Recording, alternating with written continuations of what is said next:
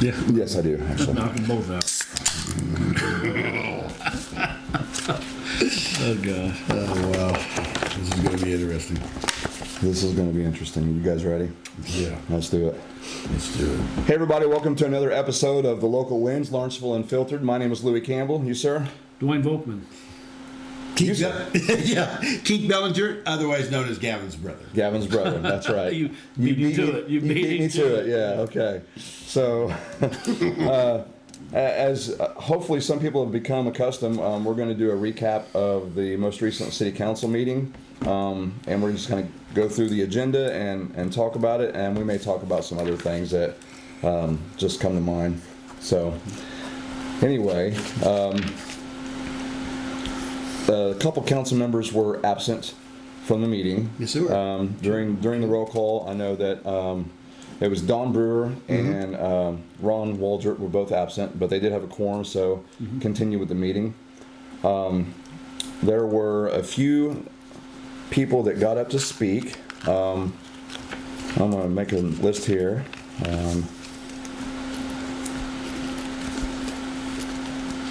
Gil Mullen. And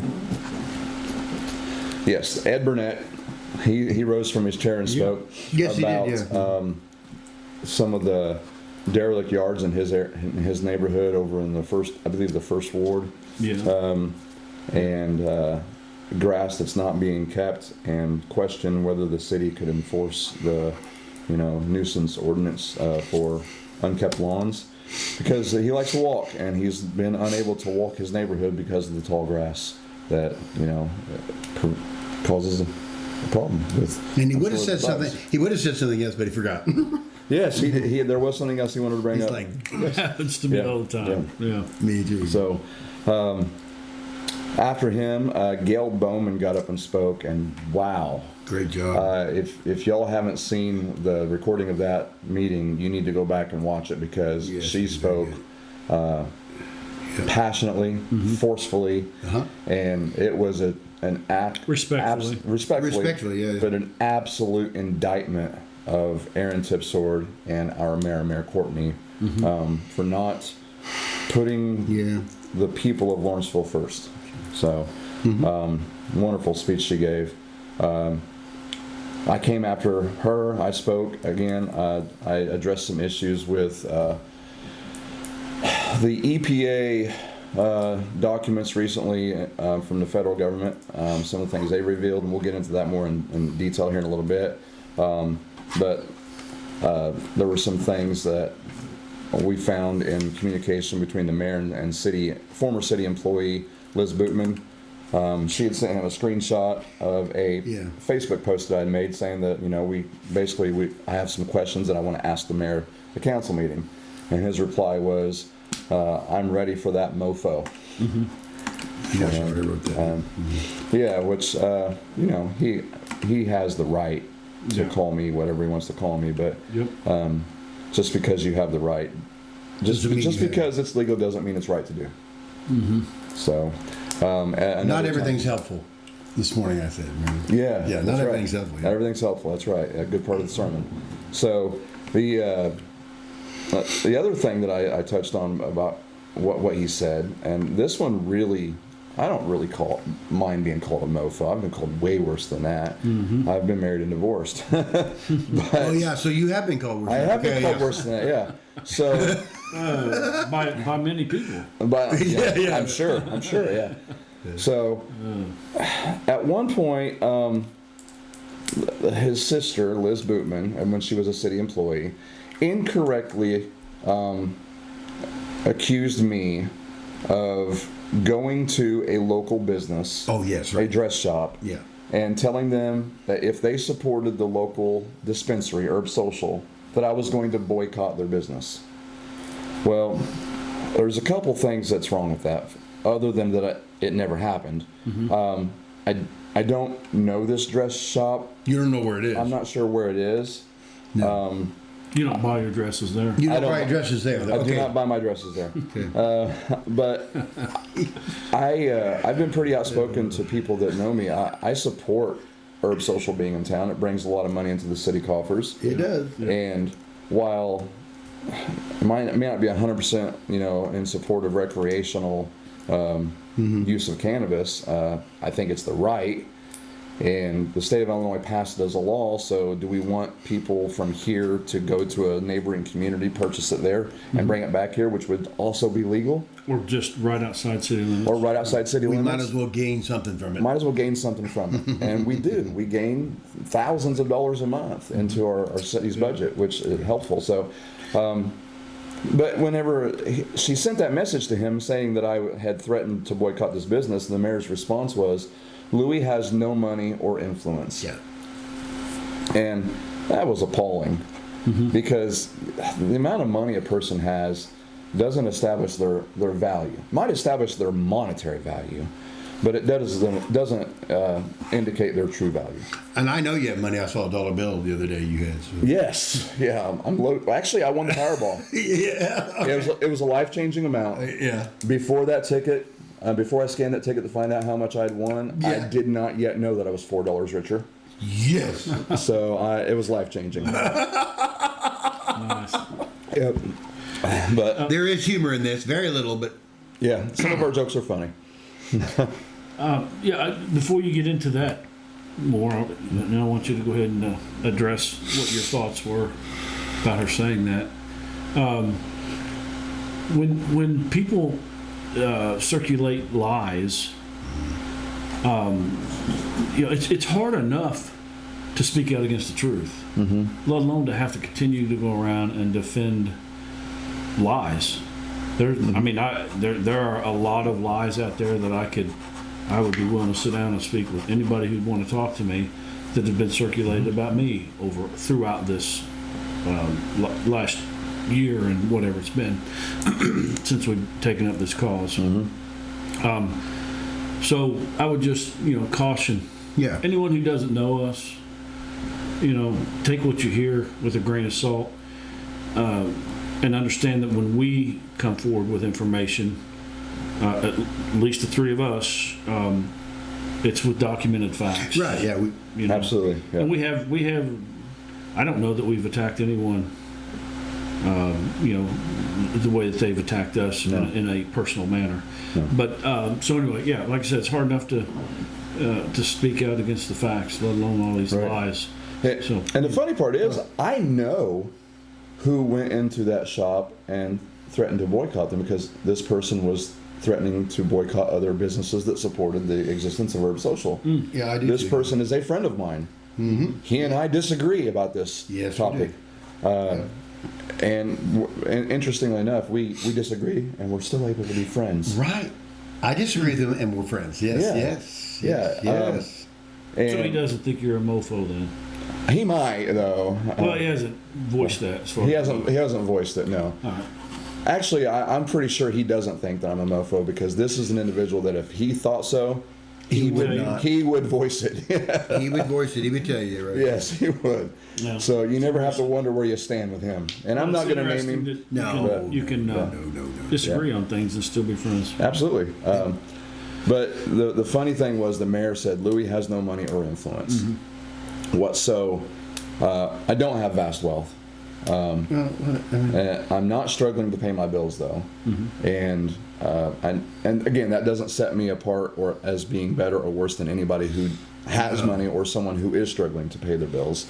But I did enjoy correcting him about the influence because I do have a fair amount of because there's influence. difference of what kinds of wealth of knowledge, wealth of influence, it doesn't always pertain to monetary. True.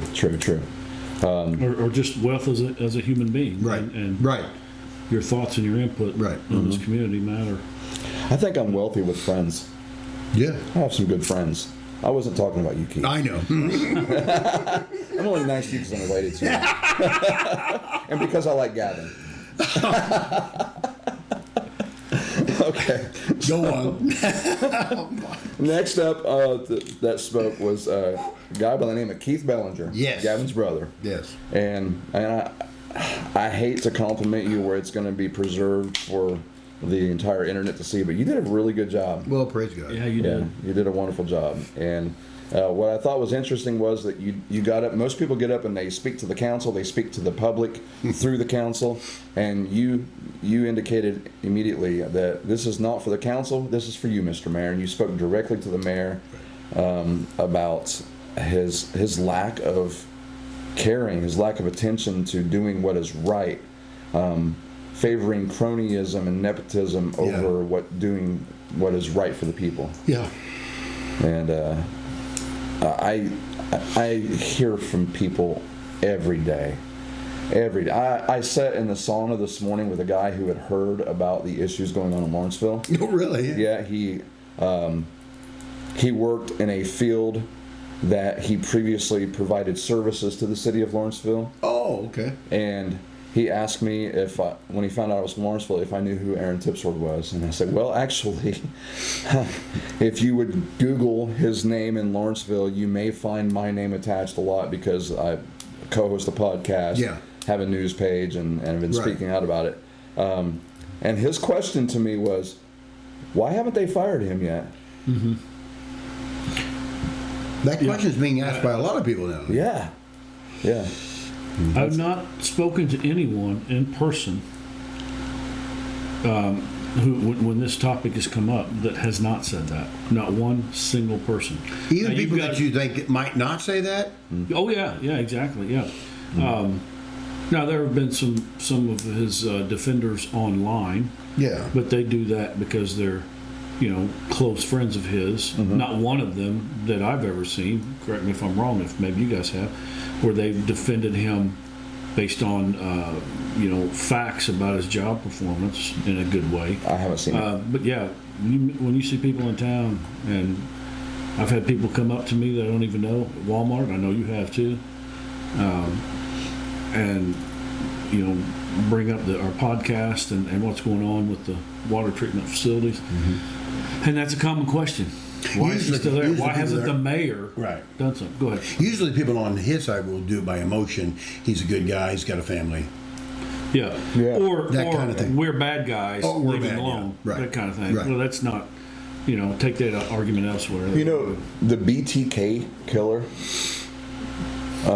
he was a serial killer. Yeah. BTK stood for bind, torture, kill. He was a family man, and I believe he was a deacon in his church.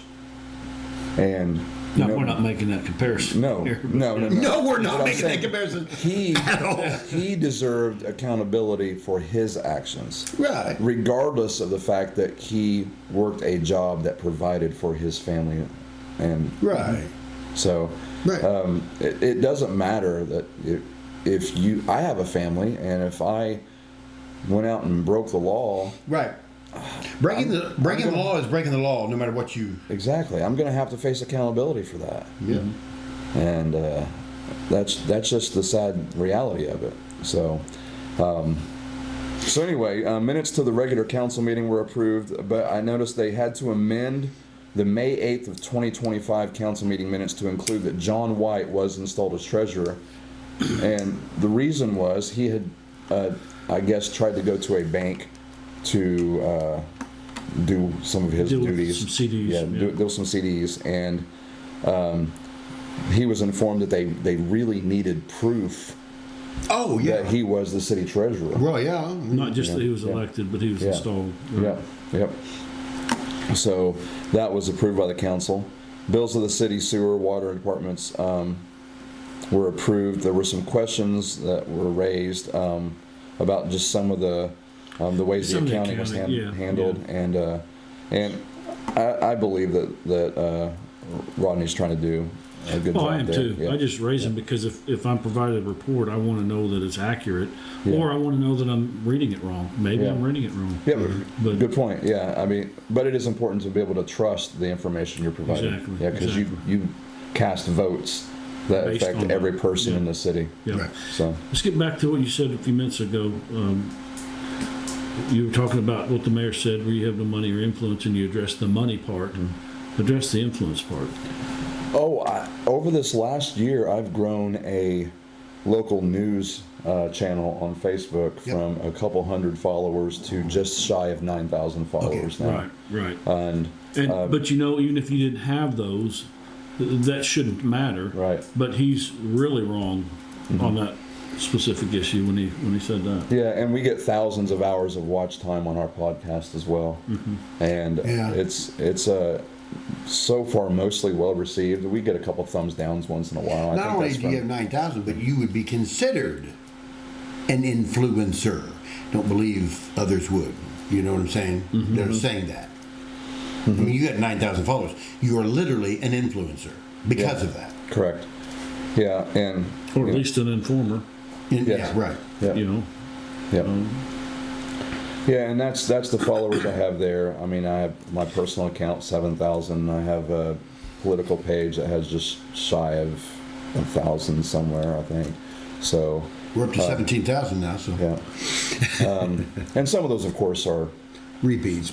So, but yeah, the influence, it's there. People, I get phone calls and text messages and instant messages on Facebook all the time from people that are wanting to bring issues to my attention. Right. I don't have power, but it seems that I know some people. I know Dwayne. We work well together to get things done, and we're able to get things done when people bring it to our attention. Yeah. One of these days, we're going to put together a list of everything from the beginning. Oh, right. Yeah. That we or people associated with us have brought up, initially received pushback, and ultimately got whatever we were pushing for. And that's the ultimate goal there. Yeah. Not like, oh, look at us. No, to help Lawrenceville. Illinois. Yeah. Well, there's a couple things we'll cover in this podcast that are examples, actually. Yeah, exactly. So we had the first reading of the annual appropriation ordinance, which the city is required to put out this ordinance stating how much money they plan to spend over the coming year. It's state law. So they had the first reading of that. It was roughly 6.9 million. So it's up a small percentage from last year. 6.947. Yeah. So it was like 6.5 last year, and it's like 6.9 this year. Yeah. 1.07 according to what the mayor put out. Okay. So a small percentage increase, which actually that's not terrible. No. So they'll have to read that again, I believe, a second time before it can be passed. Read it next month and pass it next month. Yep. The next on the agenda was the U.S. EPA sewage treatment inspection. So in March, the federal EPA sent inspectors to Lawrenceville to inspect our sewage treatment plant and our sewage collection system, which is the sewage pipes and stuff throughout the city. And they found a lot to talk about. As a matter of fact, they took 201 photographs, and we have those photographs in a pretty large document. Yeah. And a lot of issues. The first thing that stuck out to me was on page 2 of the report, where they indicate that Aaron had informed the investigators or inspectors that he was not the operator in charge of the plant from 2018 when he was promoted to superintendent until July of 2024 when he became fully Class 1 certified. Right. And I can let me read verbatim what. Sure, please. Page 2. Mr. Tipster indicated that this was in 2018, from 2018 to 2024. Mr. Tipster indicated there was a Class 1 operator on staff overseeing the sewer treatment plant. They say STP in the report. A couple sentences further down, Mr. Tipster obtained his Class 1 operator license on July 2nd of 2024 and noted that he was not the operator of the STP sewer treatment plant until Class 1 license acquisition in 2024. So you want to explain the research you've done and try to find out who that person is that Mr. Tipster said was supervising him? Sure. I submitted a FOIA request to the city of Lawrenceville and to the Illinois EPA. And the city of Lawrenceville could not name an individual. They couldn't provide payroll reports for such an individual. As a matter of fact, what they did provide me was a handwritten memo by the former mayor where he promoted Aaron, and now he is the supervisor of the water and sewer departments. And this was on August 22nd, 2018. Yeah. That was their answer to a question, any records identifying the individual responsible for operation or oversight of this STP during that period. And then the only other document they provided was a copy of his EPA certificate of competency as a Class 1 wastewater treatment works operator. Their documentation points to Aaron Tipsford as being the operator during that time, which is a direct contradiction to what he told federal investigators. And he better hope that those investigators don't have any law enforcement capacity in their job. Right. Because lying to them is it's a crime. It's a crime. It is obstruction of justice. And it may well be a crime anyway. So, but I also received from the Illinois EPA the discharge monitoring reports where the operator signs off on them, and every single month during that period of time, it was Aaron Tipsford who digitally signed those documents. Yes.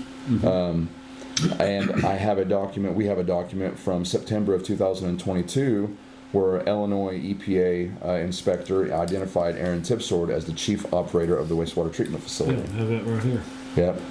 And Which he was not. he also listed the names of every person who was on staff at the wastewater facility. And that's important because Aaron indicated there was a Class 1 operator on staff. Mm-hmm. So I took every one of those names and I put it through the Illinois their operator database. None of them had any level of EPA certification, let alone a Class 1 certification. So the information, if the federal EPA is being honest and telling us that Aaron said this, and I believe they are, then that would indicate he what's in lied. the report. Yeah, it indicate that he lied, but Yep. you got to go what's in their report. Yep. And you referenced September 28th, 2022, Illinois Water Compliance Inspection Report. I have it right here.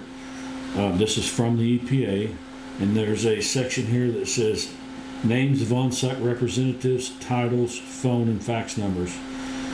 Aaron Tipsford, Chief Operator, Class 1. He didn't get his Class 1 until when? July 2nd, 2024. I have this. This was July 2nd, yeah. 9/28 of 22. Almost So, 6 years, yeah. Yeah. yeah.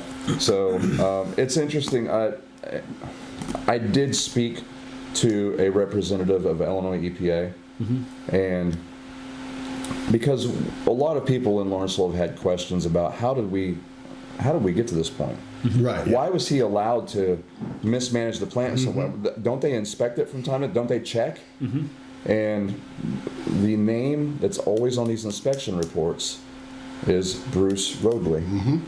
And From the EPA. from the Illinois EPA, from the Right. Marion office of the EPA. Right. And interestingly enough, on September 16th, 2000, he's on this report. Yep. Right here. Yeah. September 16th, 2025, He whenever wasn't there. he was not there whenever they found the plant Right. in such a terrible state of disrepair that caused a lot of violations and was really the reason behind him getting his certification yanked. Yeah. Right, and that didn't have the state of the Didn't happen state- overnight. Exactly. Didn't happen So overnight. It was that way for quite a while. Right. Yeah.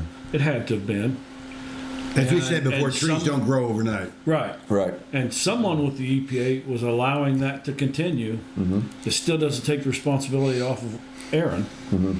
And until a different inspector showed up, Now I've spoken. it wasn't brought up. And Mr. Ridley is no longer with the Illinois EPA. He retired. Okay. I spoke to someone who has people in the vicinity of our governor, and that individual, who I will not name, she suggested to me that wasn't that a forced retirement? Yeah, I was gonna say forced. I don't know if that's true or not, but that's what was suggested. But I can tell you this: that an official from the Illinois EPA told me directly, because when I brought this to her attention about about these inconsistencies between the way he passed, us along and then boom, it's terrible overnight. Overnight, yeah. She did indicate that he is currently the subject of an ethics review. Okay. Okay. So, what would you say to someone that would say, why is all this important? Why didn't you guys just leave this alone and not connect the dots? Well, that's a good question. If we can show that there was someone who may have been complicit with the state level EPA and allowed Tipsword to not have that accountability that he needed to keep him on the straight and narrow, then our plant wouldn't have gotten to the state of disrepair that it is. So maybe that would qualify us, or at least encourage people at the state or federal level to, loosen up the purse strings and send some money to Lawrenceville to help us fix our issues. But that's that's not where I was going with the question, but that's a good answer to the way that you took the question. What would you say to someone who says, from the get-go, why did you just not? Why didn't we just let this all go? And why are you putting your nose into things? Well, that's simple. I'm talking about back in April of 25 when some other people called the EPA. Well, that's simple. If you and I and others never spoke to the city council, the gears in this machine were already turning.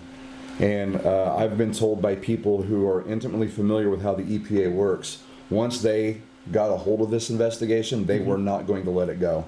It was going to come to this conclusion either way. Well, you even said in the federal level, they already knew. Yes. Yeah. Let's take it a step. When we contacted the federal level, or we were told to reach out to them, they already knew that. It was suggested to us that we might want to reach out to them. They already knew. Take it even a step further back from that. Had the EPA not gotten involved in April, had no one informed the EPA of what happened to these residents' homes, why didn't we just leave? Why didn't they leave it all alone at the time? Just look the other way. Well, what would you say to someone that would say that? I mean, one thing is that our NPDES permit hadn't been applied for in April, and we would have never found out until the EPA and the federal EPA came crashing down on our town. Right. Yeah, but and the with EPA a giant hammer. I'm playing devil's advocate here. Yeah. Okay, the EPA may have just let that go. It was supposed to be submitted in April, right? It wasn't found out that it wasn't submitted until August. The Illinois Had the light not been shown onto it at the time that it was, I guess that probably maybe just go kept away. going. Yeah. I believe that the Illinois EPA may have, maybe they would have, but I do not believe that the federal EPA would have just let that go. How about here's some reason. I'm going to play the other side. We would continue to have infrastructure failure.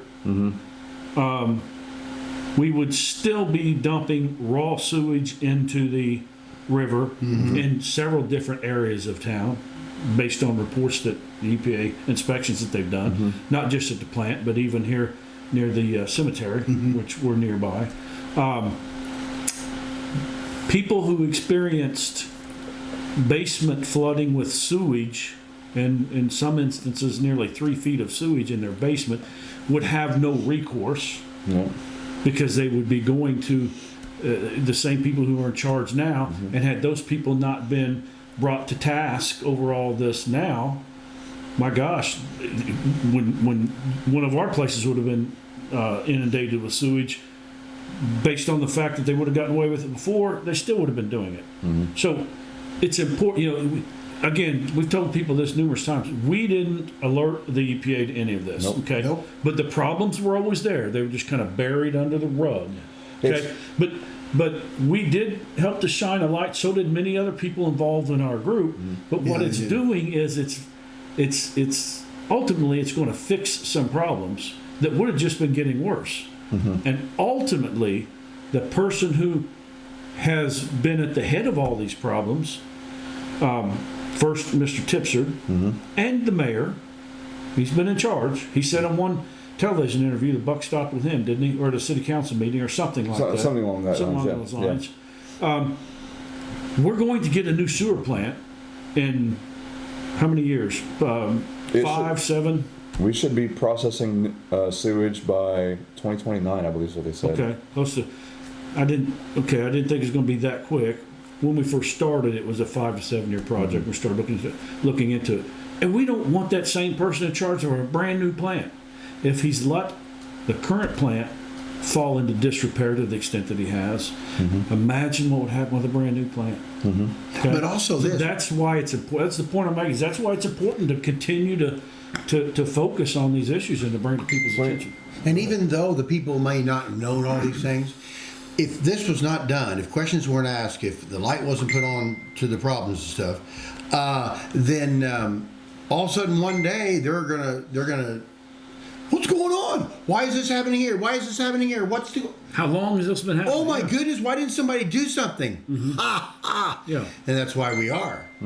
My phone is going. Unfortunately, It has a silence button on this. I know. I'm pushing in it. other words, unfortunately, when people do stand up to, and I used this term at the meeting the other night, the powers that be, Right. you're going to get pushed back. You are. Yeah. And You are. we're experiencing that, and we could have just kind of stepped aside when it first started, but we didn't. And If we don't care about the community at all, Right. who cares about the community? Then we wouldn't have done anything. right, and I started because I was backing up people. I felt like I needed to get involved to back up people who were experiencing problems and not getting any recourse. At all. And to one point you've made several times about we find out about these things after they happened. We found out that the federal EPA was in town to inspect our drinking water facility Yeah. after they had been here and come and gone. Yes. And, on June the 9th. Yeah. Is that the one you're talking about? Yeah, and I am interested to find out what they discover there. And I know a lot of people have been concerned about our water quality because Mr. Tipsword is also in charge of, well, now he's only in charge of. Yeah, our why would he drinking do water. that any different than he did the sewer? So, Yeah, exactly. Exactly. You just talked about the June 9th drinking water plant inspection by the U.S. EPA, federal EPA. They gave a long 5 days ago, yeah. Yeah.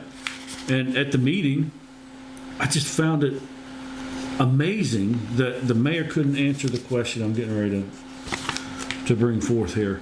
There was a list. The EPA sent Mr. Tipsard a list of 14 things that they wanted, paperwork, reports, things like that, test results of things. They wanted those there so that they wouldn't have to research and look them up. They wanted them there prior to their arrival. Okay, so they told Mr. Tipster this before they arrived. They sent the email to him on May 28th. So, Right. yeah. And now, the mayor is Aaron's supervisor.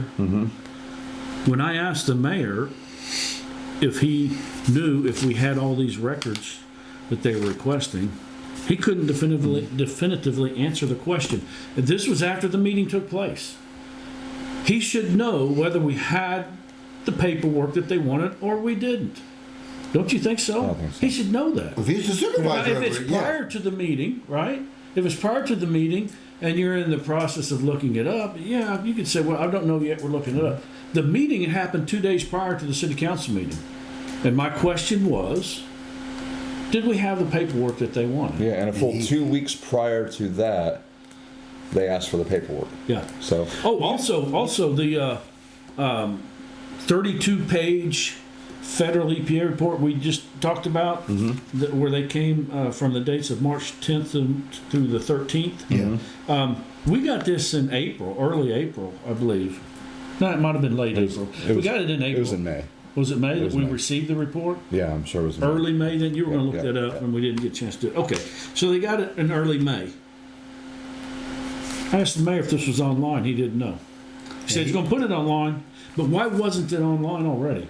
There's a chart in here that refers to some samples of some water samples, and one of them shows that the test that they did for fecal coliform, was back in the monitoring period was back in October of 25, was 4,900% above the allowed level. I think people need to be able to look at this report. That's true. And what I've noticed still, to this day, he still doesn't see the severity or the importance of this. He's acting like Apparently it's not. nothing. He doesn't know if they have the document. Yeah, he acts like he's not even. Quit bothering me with that. Yeah. I just don't really want to be bothered by that. I know the drinking water might be bad. I know the sewer thing's really bad, and all that. But just don't bother me with it. That's bad. You know, you asked him another question, which was really important. You asked him directly who was the responsible operator in charge of the sewer plant. And he said if it Right. wasn't Mr. Tipsword. So I feel like we might be. I just want to make sure we're not confusing people here. The March report, the March inspection, March 10th through 13th, that we got the report for in May, that was on the sewer plant. Yes. The thing we talked about a few minutes ago was the drinking water plant, where we don't even know right now whether we had the documents. To Right. Right. But what I said about the March report was, again, the quote from Mr. Tip from the federal inspector was, Mr. Tipser indicated there was a Class 1 operator on staff overseeing the sewer treatment plant. This would have been during the period of 18 to 24, Right. while he didn't have a Class 1. And I asked the mayor, And point blank, and he do you said, remember what his answer Yes. was? There was none. there He wasn't. said there was none. Well, Yeah. Well, that's interesting. So I have a question. yeah. Aaron says there was one. The mayor says there wasn't one. Right. Both of those things can't be true.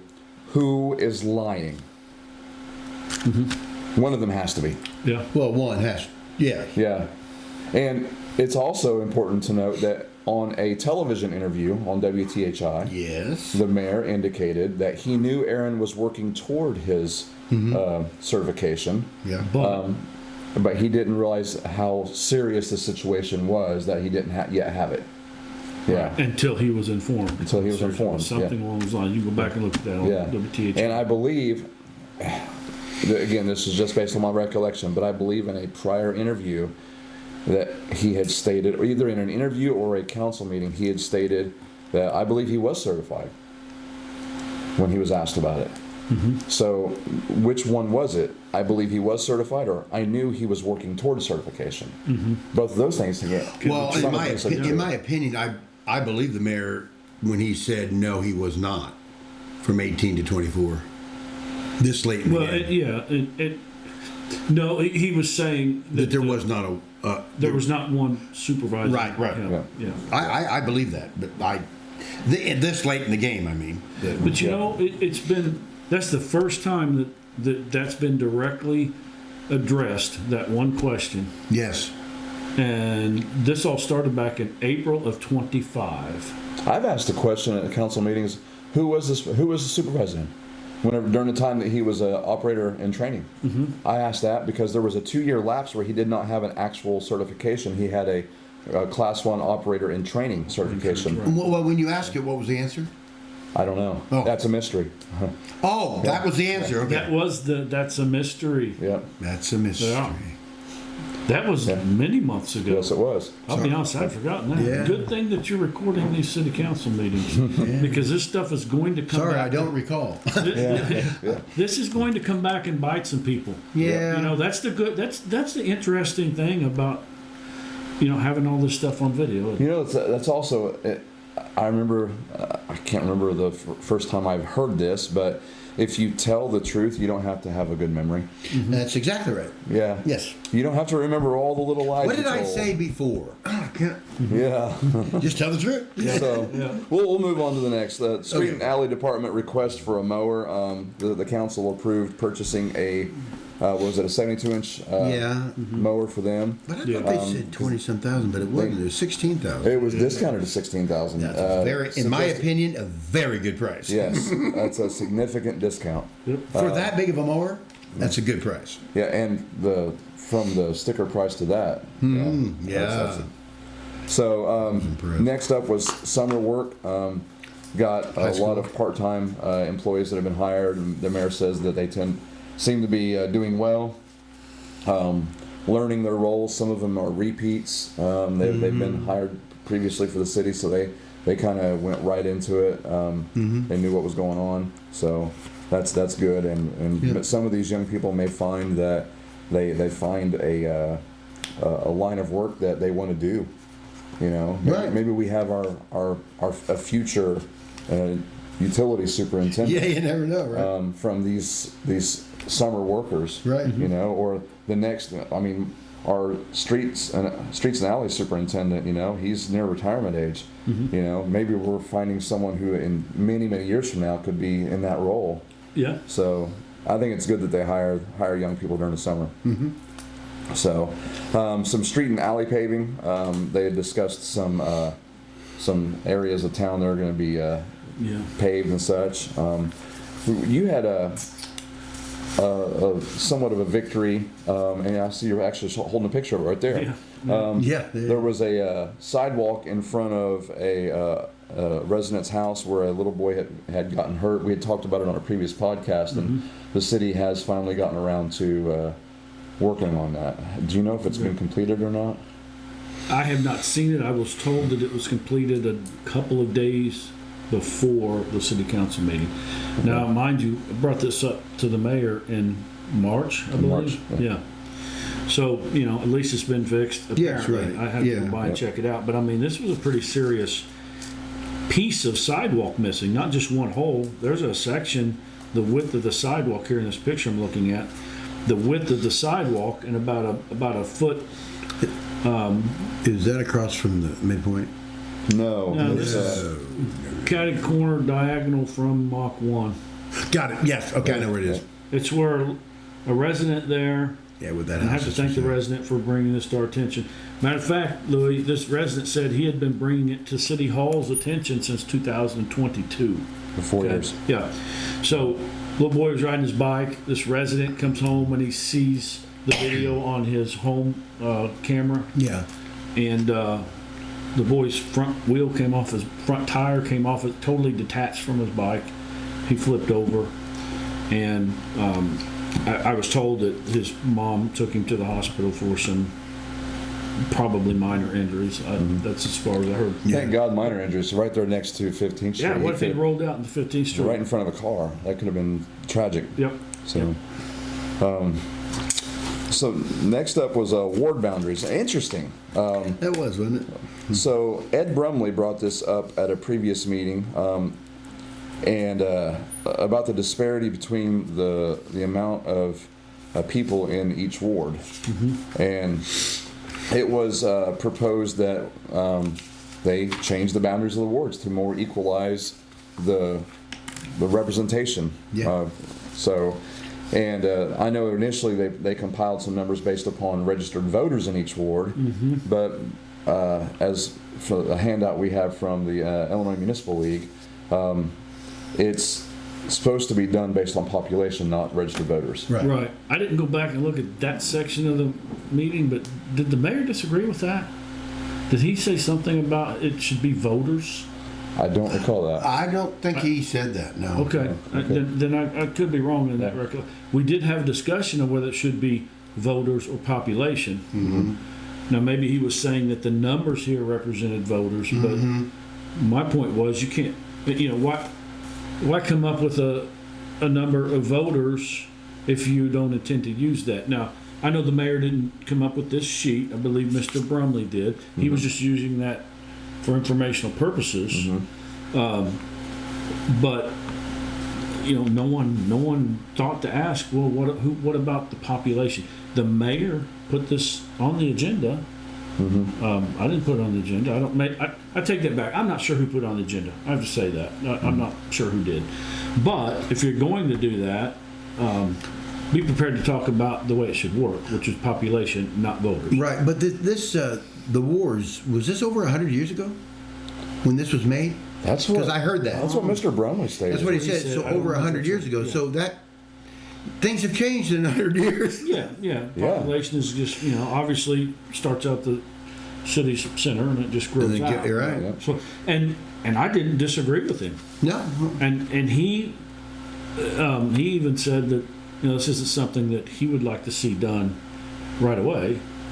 No, in fact, he it needs to be several years in advance. needs to be addressed and a plan put in place to change it, and then they can put it out several years, 4, 5, 6 years from now, as the effective date. They've got to get a lot of logistics involved in it, because if the change happens in and around a time of change of the guard, either mayor or and more importantly, council members, the boundaries will change. So they may have voted for this guy to be the representative, and then boom, the boundary changes over. Now this person's the representative on the council. So it is important. It needs to be done. Your ward has very little population compared to some of the others, and I believe Ward 4 has some of the lower population as well. And then which one has the 42%? That would be Ward 3, which was Russell Goins, Don Brewer, their ward. Now, that was percent of voters, remember. That's not population. Yeah. So we don't know what the population is. Good point. You know, the houses are spread apart more there in those other wards. I doubt that the population differences are going to be the same percentage as the voter. As the voter, right? You're right. Yep. Right. So anyway, that was an interesting topic. I think it needs to be done. Needs to be looked at and discussed. So next was something you asked to be put on the agenda was a discussion to amend Ordinance 1-2-13, Section A, subsection 1 of the City Code. And this was a part of the City Code that requires that if you want to address the City Council, that you stand, give your name, and your address to do so. And a few months ago, the mayor had started asking for addresses. First time in the year and a half I've been speaking at the council. First time, and I've been on the council since 2017 or 18, somewhere in there. Yep.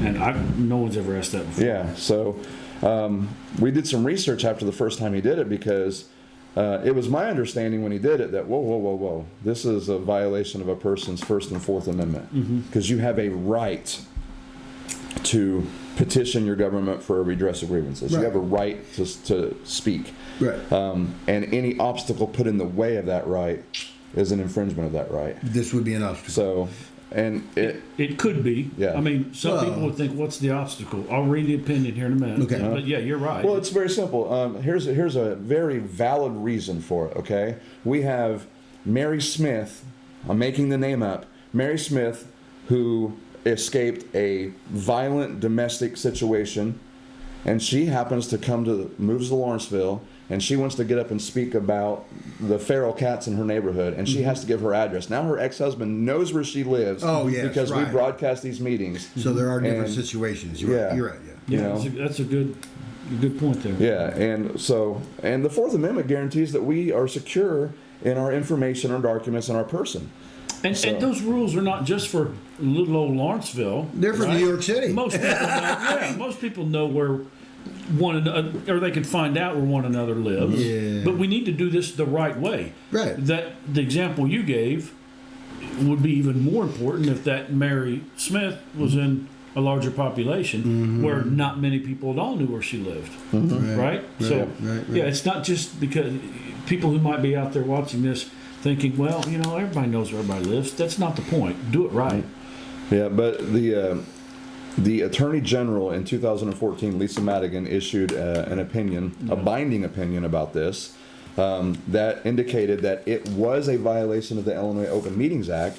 The section specifically that it's a violation of is section 2.06 subsection G, that basically says that a person has the right to speak at these meetings.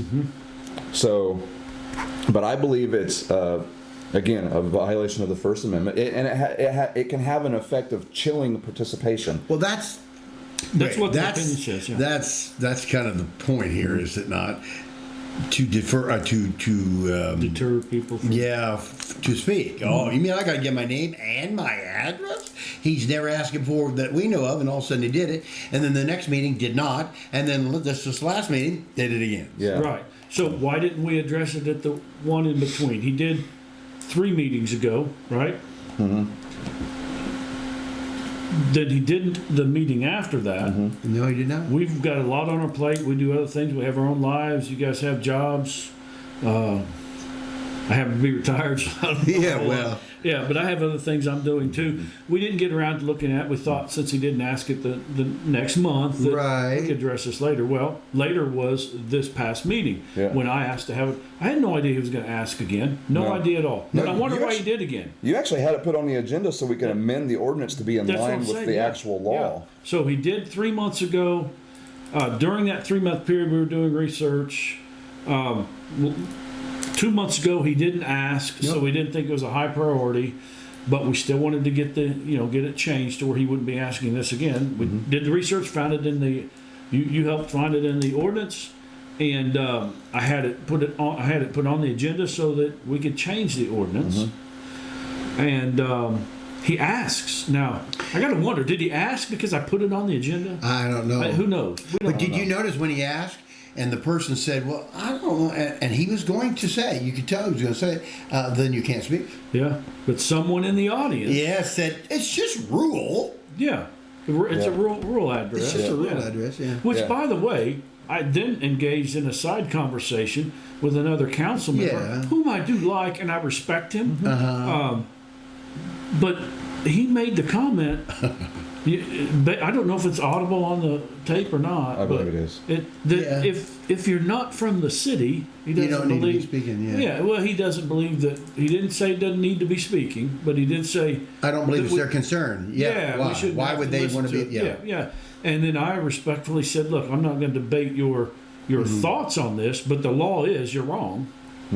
And if someone from outside the city limits wants to talk, they can." And that's when he said, "Well, if they're not from the city, I don't think we should pay attention to them," or something along those lines. But that's just dead wrong, especially in an area like this. I mean, Lawrence County, there are people outside of the city limits that do what with our water? Do you know where I'm They going? drink our They water. get the water from our infrastructure. Yep. Yes, It's they do. sold to Petroleum water. Petroleum Water District, and one of those happens to be the lady that was wanting to speak. Yep. So he did let it go, but let me read the one sentence here that we wanted to have changed. When someone from the public wants to speak, now I'm quoting, "He or she shall rise, if not physically impaired, and state his or her name and address for the record." Okay? It says shall. It doesn't say, they don't give you an option here. It says shall. So the mayor did say during that interaction between him and Miss Bowman and another person in the audience, he did say, well, it's the rule. He said it's the ordinance. The ordinance. Okay. Yeah. I thought he said we got to follow rules or something. But Right. and the rule says shall. So I asked, is it legal to ask? I think on the video I did say, is it legal to ask? Now, here's where if I had thought a little bit quicker, I would have said, is it legal to require? Okay.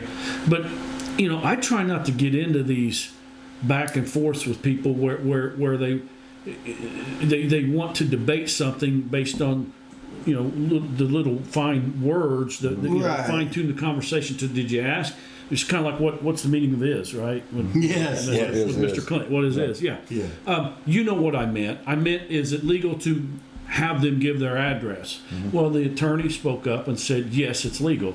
Well, I suppose technically it's legal to ask, Yeah. but that's not what they never gave her the option. But do we know that he was answering the question the way it was asked, or was he answering don't. the Well- spirit of your question, which was, is it okay to require them to give their name? We don't know Yeah. that, but the fact is I did ask, is it legal to ask? Okay. Yeah. The point is, he knew what I meant. Yeah, So and did the mayor. And they didn't chime in and say, well, we can't ask, but we can't require it. No, they led everyone to believe it's legal to require it. That's what they led us all to believe. You agree with that? Oh, I And totally I think asking it, even if it's legal, I think that's. So you had a conversation with a state official asking Yeah, about this, After this, yeah. and they indicated that they could ask, but they can't require it. And I even disagree with that. I think they shouldn't even be allowed to ask for the address because that has a chilling effect on participation. Automatically, yes. Because the individual being asked, Scares them half to death. unless they are sophisticated enough to have done the research and know, they will assume they have to give it. Right. Or if you're going to ask, you're not required to answer this question, but can we have your address? Very well. You know, that's a legitimate way to ask it. That's not the way it was asked. Number one. Number two, who cares what the address is? You know, it's a person at a city council meeting. Do you know what people on the other side are going to say? We want to know if they're from town. Again, doesn't matter. Right? First Amendment guarantee, a stranger from Florida can come here and address our city council member. That is their constitutional right. It's funny you mentioned that because I was at a function recently, and there was someone from our hometown who now lives in Florida who happened to be in town last night, and he was at an event where we were at, and if that man wanted to come and speak at a city council meeting, he has the right to.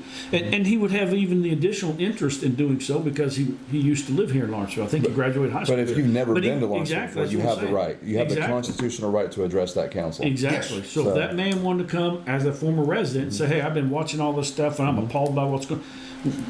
We should listen to him, and he has a right to do it. And I disagree on another thing with the fellow at the Attorney General's office who said that they can ask for a name. They can require a name, unless a name doesn't indicate that it has to be your name, because you have a Fourth Amendment constitutional right to be secure in that information. Right, Yeah. yes, sir. Unless you are being charged with a crime. Yeah. So if I want to get up and say my name is Good Citizen Smith, they have to call my name Good Citizen Smith when it's my turn to speak. Yeah. I don't have to get. And as a matter of fact, do you know what? I've never given them my name, my legal name. I've never given them my legal name. Oh, you mean your whole name? Yeah. Louie is not my name. It is a nickname I've had since birth. Oh. Oh. Okay. So. By the way, he's already had my address. So asking me again, I guess, is just, redundant, because redundancy, as I said before, sometimes helps. But so why would he ask me my address again when he already knew it? Well, you know, he would say because this is a new meeting and everybody, maybe the people that are here now weren't here the last time. You know, didn't know that he asked. Okay. Why do we need your address? We don't need your address. And again, there's a legal opinion. Let me read part of it here, Louis, so that people understand this. This is from Lisa Madigan's office, back when she was Attorney General. Still binding. Yeah, still binding.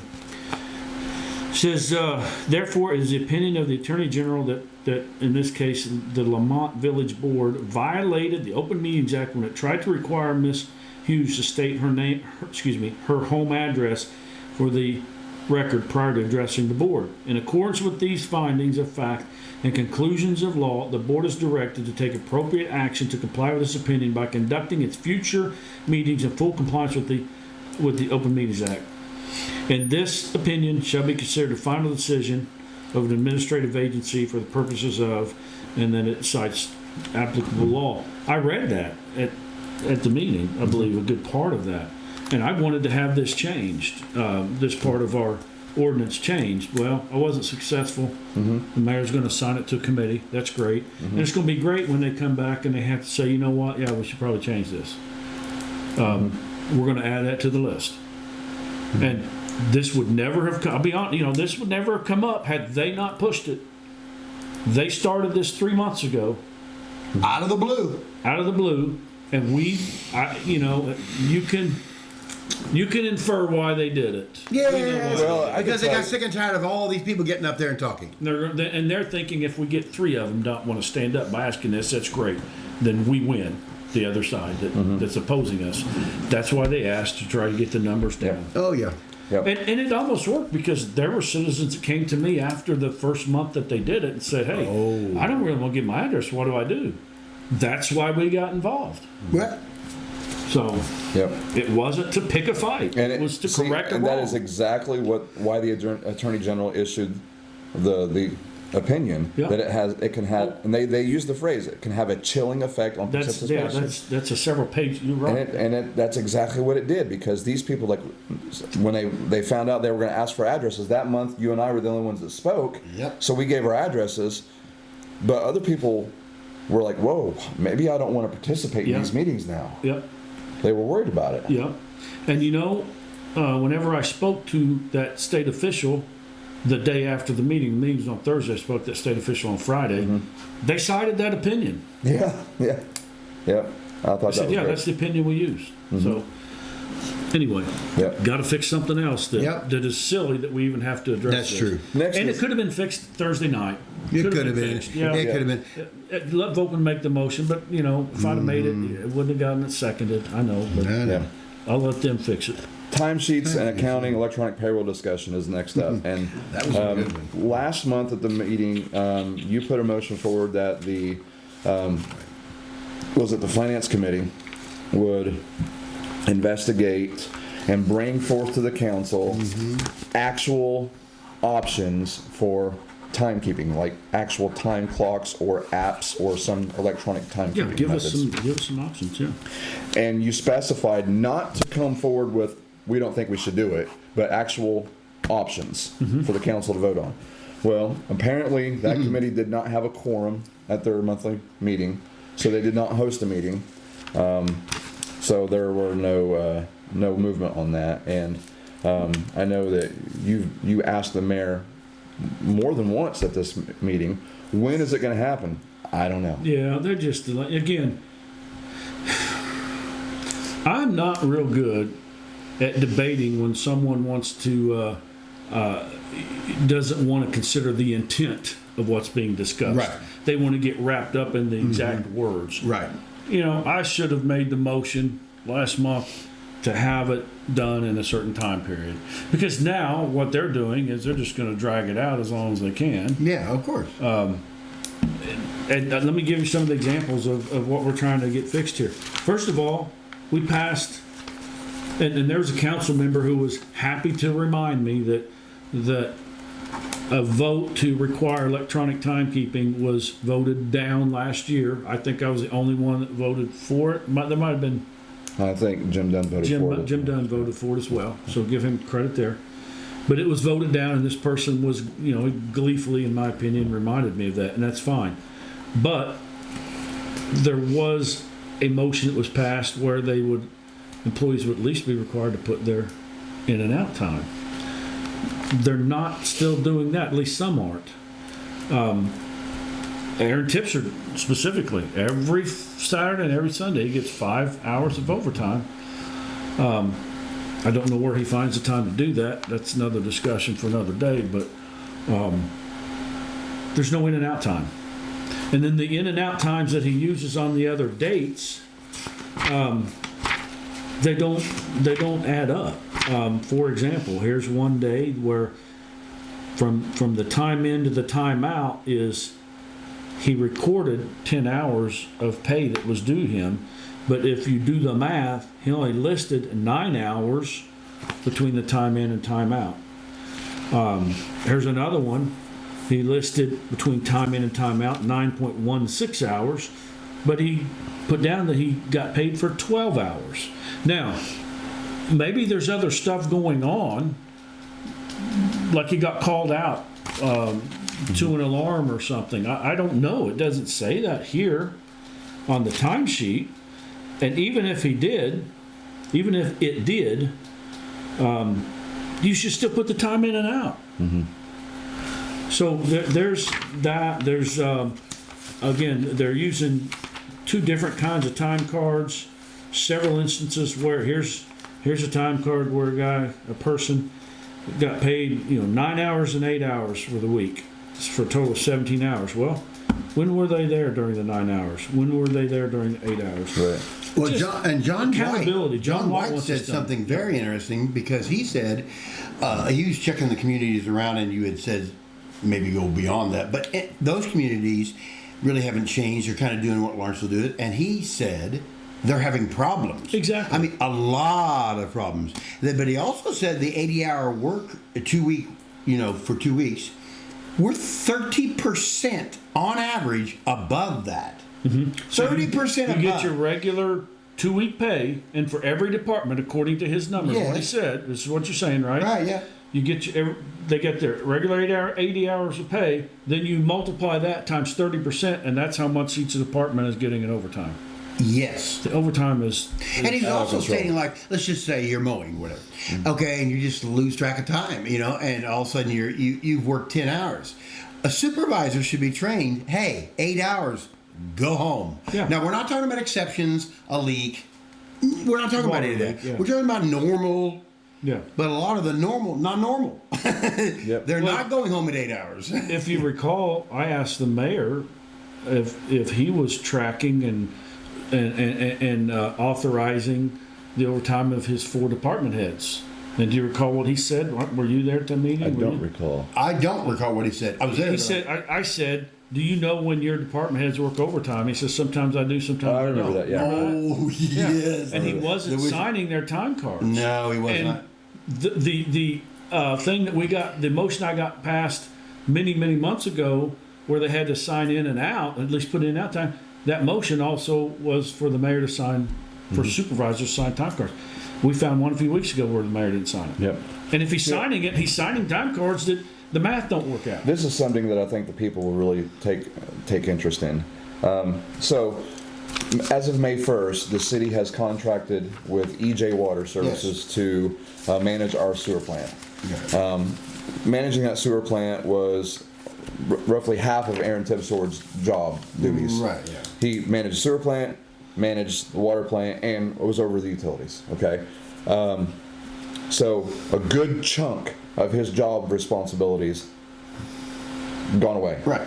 Okay, you would think that a good chunk of the overtime and the compensation would go away with that. But according to the time slips that I've seen so far, that is not the case. He's still putting in the same hours. But didn't the mayor say it was reduced? His hourly, because he gets a 75-cent per hour premium for having a Class 1 certification, but that went away May 20th when he was revoked. So his hourly rate has gone down, a small amount. Yeah. But he's still working an astronomical amount of overtime and double time. To address your comment about what Mr. White said, that other surrounding, the adjoining counties Right. to us don't. Well, that doesn't mean we shouldn't. And I don't think No, he meant but- it that way. But those who would hear that from him would say, see, they don't do, this is how some of the council members think. Yeah, but he said in the same breath, they're having many problems. Right. But see, Yeah. the opponents to electronic timekeeping, they won't hear that part. No, they won't. They'll hear the part, well, the other counties do it, and that's all. Then their hearing shuts off. But the point I'm making is that still doesn't mean that we shouldn't do it. Maybe I could put, for the 3 counties he mentioned, I could find 3 counties fairly close that do. So some people do, some people don't, and the ones that don't, that he found, they're having problems, right? Mm-hmm. And if you take that same thought process and carry it towards Aaron Tipser's employment, for example. Right. What did our adjoining town do with Aaron Tipser recently? Terminated his contract. Terminate his contract. Well, does that mean we should terminate his contract? 2 neighboring towns. 2 neighboring towns. So does that mean we should terminate his contract? Yes. For those of you who would say, well, the other counties do it this way, Well, the we answer should would too. be yes. The answer would the be other yes, towns yeah. are doing it. We should do it anyway. Yeah. Yeah. Well, it's something. That's a dumb way to debate, is my point. The council member who was so giddy at reminding you that had been voted down in the past was Russell Goins. Yeah. And, I want to point out to the voters in his ward, Which ward? Ward 3. Yeah, 3. Yeah. So, he is elected to represent the voters in that ward. Yeah. And it seems to me that what he does in a lot of these situations is represent the interest of the union. He is so, and it's okay to be pro-union. 100% it's okay to be pro-union. But when you are an elected official, you are elected to represent your constituents and not the union. You have an antagonistic relationship with that union because you have to represent the people and their money and their interest. And now, unless every voter in his ward is a union member, I do not believe that he is representing their best interest No. by always siding with whatever the union wants. Union. Again, it's okay to be pro-union. I have no problem with let that. me throw this in. It's not just the union. The union's viewpoint that he's representing, I feel like, it's also the mayor. Right? Yeah. It's what he gets his marching orders from the mayor. You know, the mayor is there to lead the community, but he's not there for us as council members to report to him. Right. We don't work for him. No, you work for the people. We work for the community. So yeah, it appears that he is more interested in doing what the union and what the mayor wants than what Now- his constituents. Now, granted, the mayor is one of his constituents. He does is, live in that ward, but but he's he's one. Yeah. So, Yeah. And one. you said an antagonistic relationship between administration and the union. I'd agree with that, but a healthy and respectful one. absolutely, yes. Healthy and respectful is important, but they do have different interests, and that's why they negotiate these contracts. If they didn't have to negotiate the contracts, we'd just say, "Hey, union, what do you want?" Yeah, okay, we'll just do that. Yeah. But that's not how it should be. We need to represent the best interest of the people. And What when are I say we, what are I those mean, interests? huh? What are the interests? Proper stewardship. Overall interest that the two have. The union wants to get as much as they can for the worker, and that's fine. That's what they're supposed That's to what they're try to supposed do. to do, yep. Administration is supposed to. Get the best steward for the money of the people they Okay. can. So to get the most work for the least amount of money. So if you've got people in the administration who want the same thing that the union gets, is there a fair negotiation going on there? Not in good faith. Okay. And that's an important phrase. If you're not operating in good faith, if you're Right. not negotiating in good faith. They believe, they said it at the meeting, they meaning Mr. Goins specifically, if I remember right, correct me if I'm wrong, but someone said that timekeeping issues should be negotiated with the union. I believe And I know that. Mr. White said that too. He says he found some stuff online but you found some stuff that Mr. White says he's found stuff online that would back that up, that idea. But you found stuff Specifically in our contract. our contract Yeah. that states that the city has the sole power of choosing how the things Yeah, operate. since you found know, it, and I'll such. let you. Not the union. So it is understood and agreed that the employer possesses the sole right and authority to operate the city and direct the employees, and specifically has the right, quote, to make and alter, enforce reasonable rules, regulations, orders, and policies, and, quote, to change or eliminate existing methods, equipment, or facilities. That does not include the union then. The union is That says that exempt, the city has Right. sole responsibility. Sole responsibility. and that is Sole that right is to do that. language directly from the employment contract.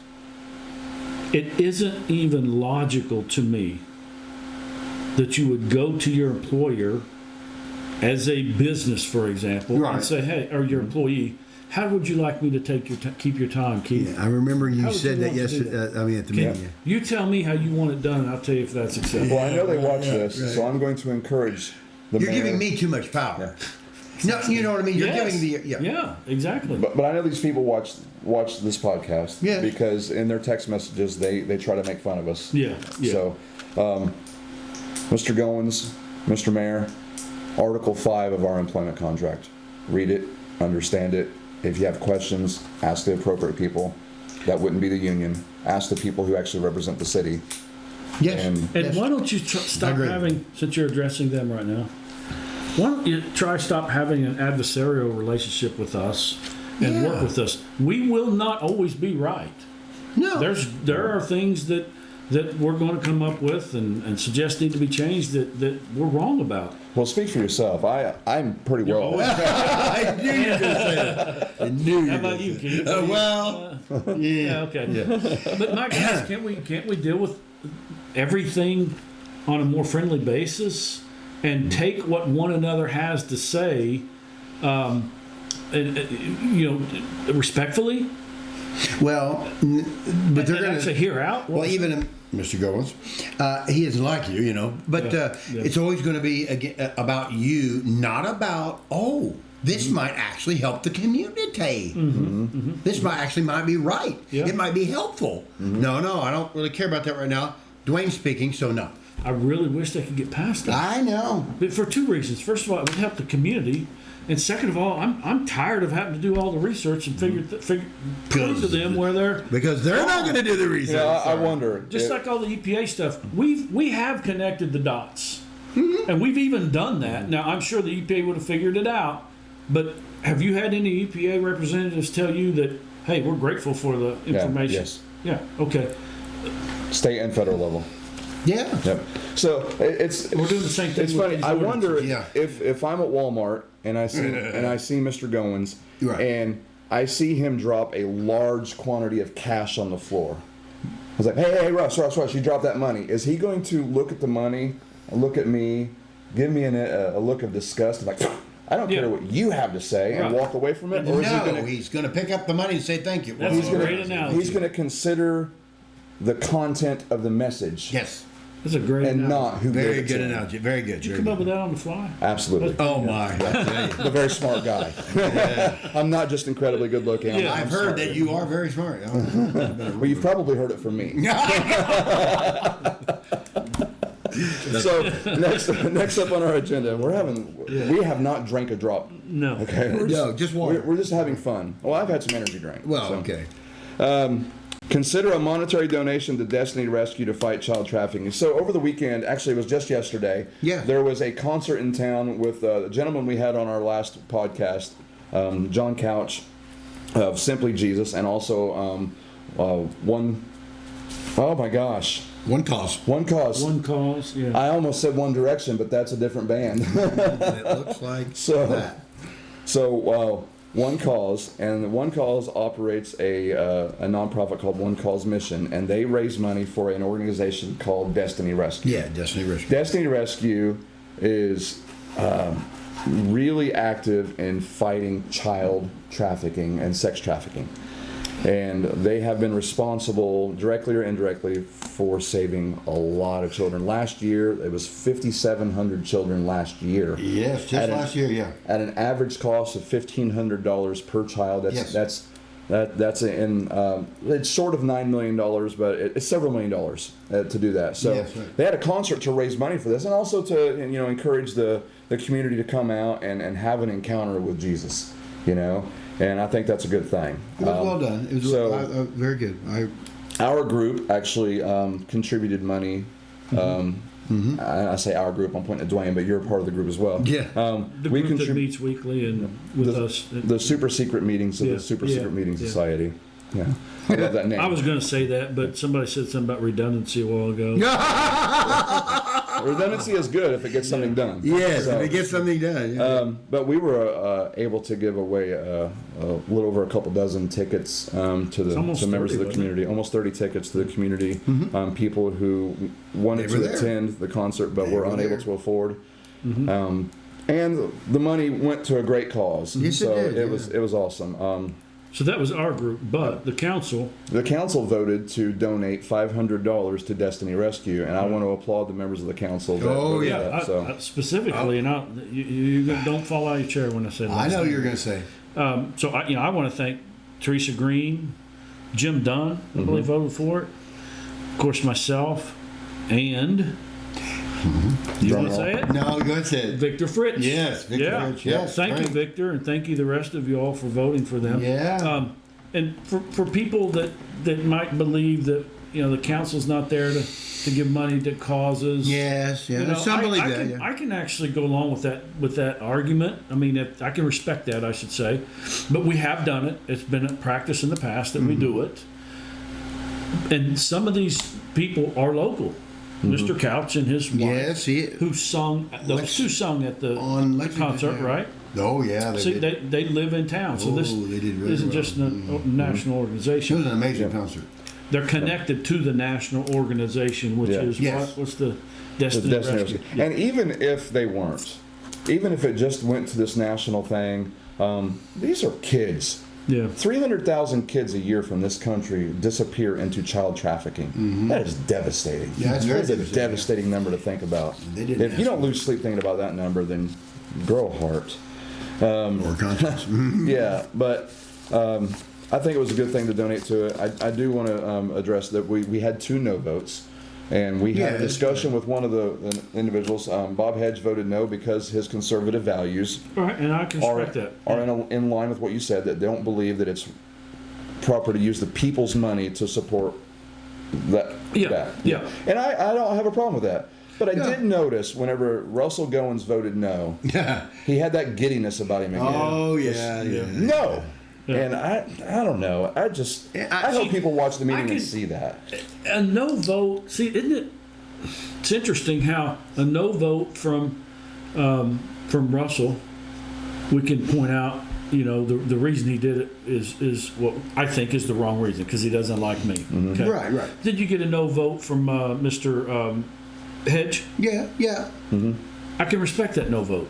Yeah. Because he actually was kind enough to call me up and say, hey, I know that you're going to bring this up, and I want you to know the reason I'm going to vote for this or not vote for it. Mm-hmm. He gave me the reason. It was a cordial conversation, and I respected it. So you guys voted differently, Yeah. and you respect him. Right. Okay. Yeah. And a guy who I know that you and he do not like each other, Victor Fritsch, he voted for it, and you were able to come on here and publicly thank him. Yeah, and I want to say I just don't think he's a good representative for the city. I don't know that.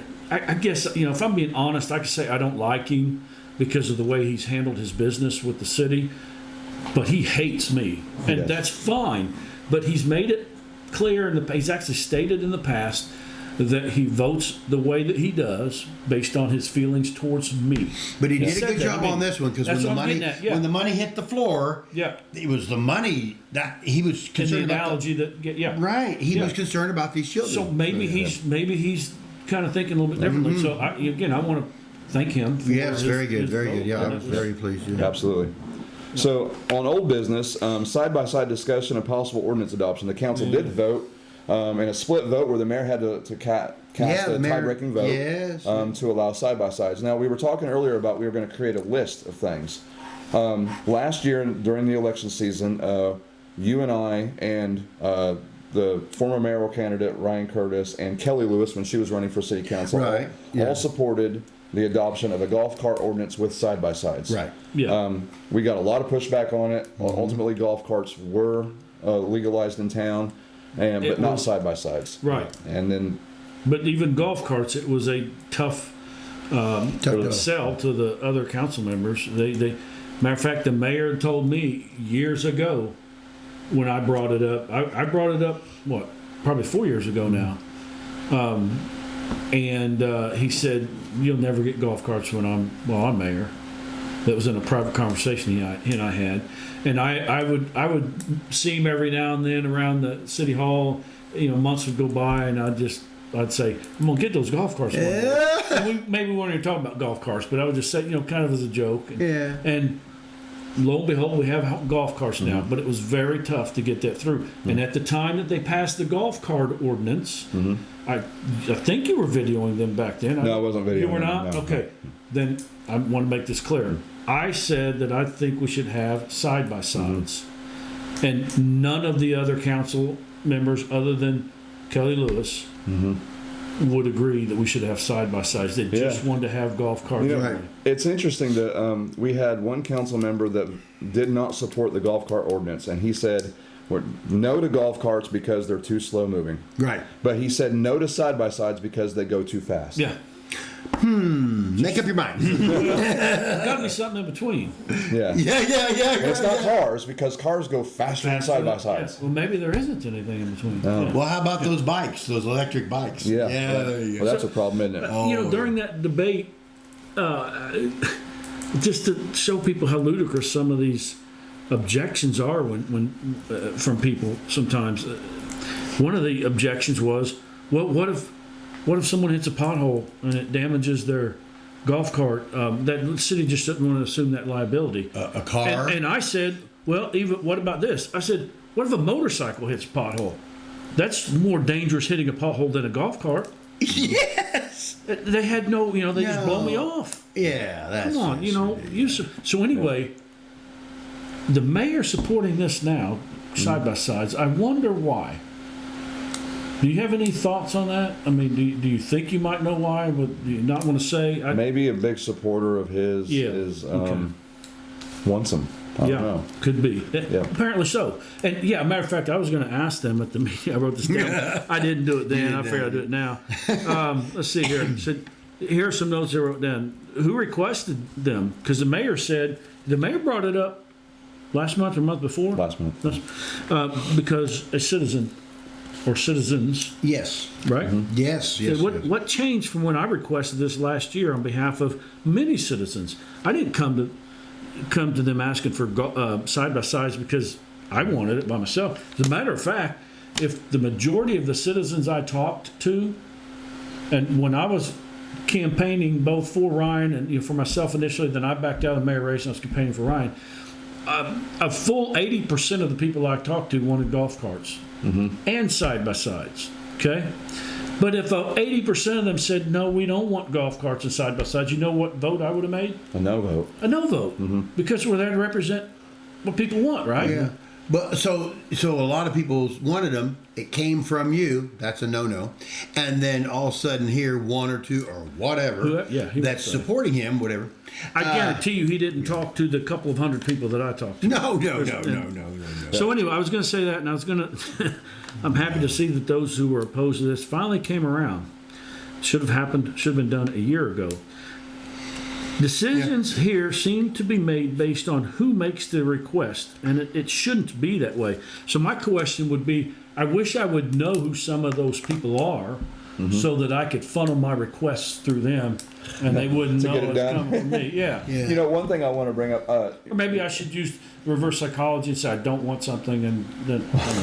Well, you notice what Chief Jim White stated about golf carts. We've had no problems. We've had no problems, zero problems whatsoever. I know, with zero. golf carts, none. So to some of the naysayers out there who are like, "Oh, this is going to be a disaster. We're going to have wrecks and people are going to get killed," we've had zero issues since the adoption of golf carts. And again, the most important point of all this is that's what the constituents wanted.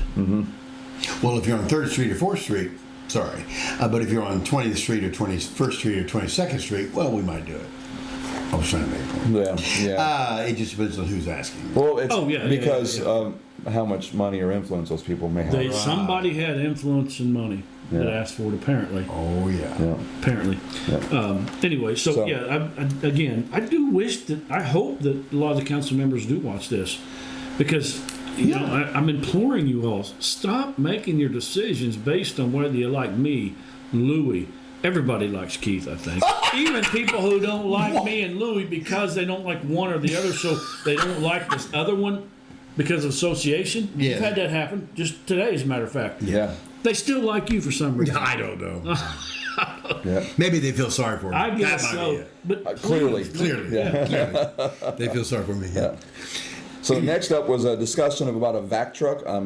Council still has not made the firm decision to make a purchase of one of these. And it was clearly stated, we don't really want a used one. We want a new one. But anyway, because they said it would break down a lot, whatever. I think we should get a new one. I did have someone reach out to me from a company that has been trying to get the city to purchase one for quite some time. Yeah. He works for the company that's trying to sell one to the city.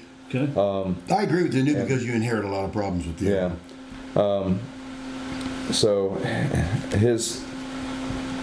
I'll bring up the mess. I'm not gonna bring out his name because I don't want to do that. No. But who brought this idea up? You mean about the the vac truck That was Bill Horn and Gail Bowman. Yeah. Oh, so yeah. Members of our group brought it up. Right.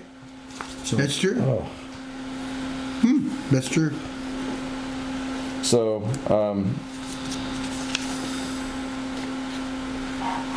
this gentleman said, I'm not going to say his name, but good God, I've literally showed them a 2020 truck for less than $375. Oh. Realistically, they need something rebuilt and older for what they can afford. We have a 2014 that has been completely rebuilt, and we can sell to the city for $240,000. Completely rebuilt. Completely rebuilt. Wow.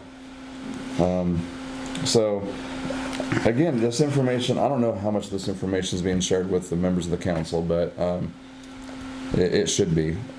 I'm still, again, this person reached out to me, I'm still in favor of the city getting a new one. Yeah. Just so that they don't inherit the service issues of the previous owner. Right. So, but sometimes if the money is right, Right. you Yeah. can still buy used. So That's true. next up was department head reports. Yeah. I don't really recall anything from the department heads. No. Jim White was the only department head there.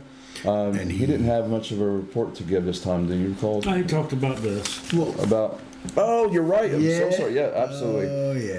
Oh yes, yeah, I remember that now. So they've been delivering letters to Yeah. to businesses in town who have been selling kratom, a pretty popular natural substance that has been outlawed Really? since December of 2023 in Lawrenceville by Really? ordinance. Yeah. So Well, across they are. from mid- They've been going out. They sell it. So. Not anymore. Okay, not anymore. Okay. If it's clearly identified as kratom on there, Because they had it on their signs. And yeah, they cannot do that there anymore. So, yeah, it's been outlawed for some time, as well as a compound called MDPV. I'm not sure what that is.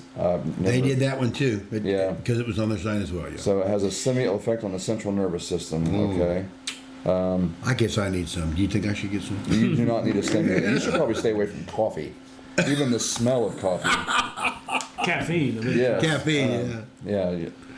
So, but that was his department head report. That they've one of the business owners just indicated that that's okay. We'll just take it to our Westport store. Yeah. And they'll still be able to sell it because it's not outlawed in the county as far as I know. Yeah, I do not know the answer Yeah. to that. So, council and committee reports. First up was you, Dwayne, and your council report. You care to go into a little bit of that? Yeah, but before I do, I want to recap a few things that Keep it down to an hour. I'll do my best. When we were talking about when I was talking about the time cards, you remember the mayor kept asking, well, who did the FOIA request on that? Yeah. Yeah. Who did Kept that for us? asking, Who did yeah. that Who for did that us? for us? And then after the meeting, I went up and said, Yeah. Mr. Mayor, I was the one. He goes, Yeah. I know. If y'all don't understand this by now, we do work together Yeah. to solve problems, to address problems. Yeah, so that shouldn't be a surprise. You let the cat out of the bag when you told him after the meeting. It He was knew. you. But I know. I'm it's just kidding. So now this may come as a shock to people. Yeah. Dwayne and I co-host a podcast together too. Yeah, we talked about yeah, exactly. But on a serious note, think about this. The mayor was more worried, and that's why I didn't just say it, because I didn't want him to get his point in. Right. He was more worried about where the information was coming from than he was the information. And oh, by the way, he sees these time cards, he should be, of his department heads, and that's where, at least with one of them, I'll that's disagree where with one of those things. I don't think he was worried at all because they already knew. He wanted people to know Exactly. verbally. Yeah, you're right. He was more concerned about getting that, trying to get a gotcha. Yes. Like people were going to gasp when I said, Louie is providing me with some of this information. Now, I've sent FOIA requests out before as well. Yes. In the past for specific things. Yes. As a matter of fact, one of them was about someone's disciplinary record. Right. And that ship has sailed now. We've already addressed that last year. Not much happened from it, but I had to inform Mr. Goins that discussing someone's discipline is a public matter. Yeah. Can Now, be a public. discussing now, getting the- to the discipline, No, right. That's different. right? That's different. That should be done behind closed doors. Right. But I'm getting ahead of myself here. I just want to point out that when he was asking, well, where'd you get the Where'd you get the information? FOIA? Right. It was just ridiculous. It was silly. And it's the same thing with me. Okay, you guys do all the information, but I sometimes like to be a spokesman, since I speak a lot anyway, for you, for your efforts. Our combined efforts. Right. But collaborate. We do collaborate. Right. Maybe just say it in a different way, or just to repeat it like the first speaker, her name, Gail. Yeah. She basically said the same thing, but we said it differently. Yeah. And y'all don't know what the other's going to say. I have Contrary to no what they idea might what she's think. going to. Contrary to what, and I didn't know what your speech was. How your speech. Matter of fact, you said some words in your speech that were written down in what I wrote down. Okay. Yeah. I'll get to those in a moment. Oh, okay. And I thought, man, should I take those out because people don't think we coordinated these. Oh, that, yeah. But anyway, yeah, we do coordinate with one another. But you know what? A couple things. First of all, I wonder if the mayor collaborates with his department heads. Maybe he should do that a little more. Yeah. And maybe we wouldn't have these problems, right? Right. I wonder if the mayor collaborates with the city attorney. Well, he should be. He does. Yeah. The city attorney at one point, with a complete, utter lack of understanding of the First Amendment, indicated that only if I had registered my Lawrence County, Illinois news page as a media outlet that's right. does it qualify me as a media. Well, we all know that's not. Yeah. Okay. So, it's, I'm sorry, it's a pain point for me. I know. he's trying to make it seem shameful that we collaborate. And it's not. Yeah. That's how things working get done. together. What you doing your own thing? I'm doing my own thing. You're doing your own thing. Right. You know that doesn't work as well. But as we're if working together. When you work together, you do a better job. And at our meetings, we've all been at meetings where someone in our super secret meetings, one of the citizens in our group wanted to handle something a certain way. Another one wanted to handle it a different way. We all discussed it, and we came to a conclusion on how we should deal with something. Right. Yeah. Now, so if he's so concerned about getting that out there to people who did the FOIA request, maybe we should all do the same FOIA request. Is that what they would prefer? Isn't it more efficient if you make the FOIA request pretty well? Okay, you make a FOIA request, you get the information to the members of the group that we meet with, right? And we discuss on how to fix something, right, or how to address something. Are they suggesting that I should do the same FOIA request? You should do the same FOIA request. Every member of our little group should do the same FOIA request. I mean, if that's what they want, I suppose we can do that. You know, what's interesting is any member of the public could send a FOIA request to the city of Lawrenceville requesting a list of all FOIA requests that have been filed with the city this year. Right, yeah. Along with the city's official response to each of those FOIA requests. And the city has to comply with it. Yeah. So just, come on, guys. Let's stop this. Let's fix issues, address problems, and stop with the gotcha stuff. But anyway, so I got that out of the way. Is it still under an hour? Yeah, it's getting close. No. Okay, there was a lady who wrote the city expressing concern about feral cats. Yeah. Her letter is here. I'm not going to say her name. I don't know if she would want that or not, but no one was going to address this on the council. Well, so it was in our packet. We're just going to toss it, I guess. I wonder if this, there was a portion on the agenda, request and notices of communications. Well, he didn't so that list may have, this. that's, you addressed it prior to that part of the, so I think that's why he didn't address it. Okay. Yeah. Okay. Well, okay. Give him benefit of the doubt, though, but maybe he was going to. I guess I'll leave it at that. Maybe I'll stand corrected there. I did bring it up first. But the point is, did we come to any conclusion on what we're going to do? I don't think we did. No. We just agreed that there's a problem, and then we moved on. All they would have to do is hire me. I can get rid of all of them. But that's just beside the point. Yeah. We probably don't want to know what. There's 800 million. There's 800 million cats in the United States of America. Thank you. Did you count them? Yes, there's a study done. It counts very fast. But it took me a long time. Anyway. But I don't know that discussion will go any further. It's a discussion that's been going on for quite some time, back when Mr. Stevens was on the council. Wendell Stevens. And I've sided with him on we should find something to do, find a way to address this issue. Well, Teresa brought up there was an organization locally that helps. It's Claws and Paws, the trap neuter release program. Right. And that's headed up by Angie Tracy and Elena Hatfield. And I would love to get those two young ladies on the podcast Yes, and that would be cool. talk about what they do to get the word out, because That would be cool. maybe they could help raise some money for their organization, which I believe isn't a non-profit organization, and they perform a needed Right. service. Yes. So yeah. So to finish what I had said on my report, I asked the mayor, why are you keeping Mr. Tipson on our payroll?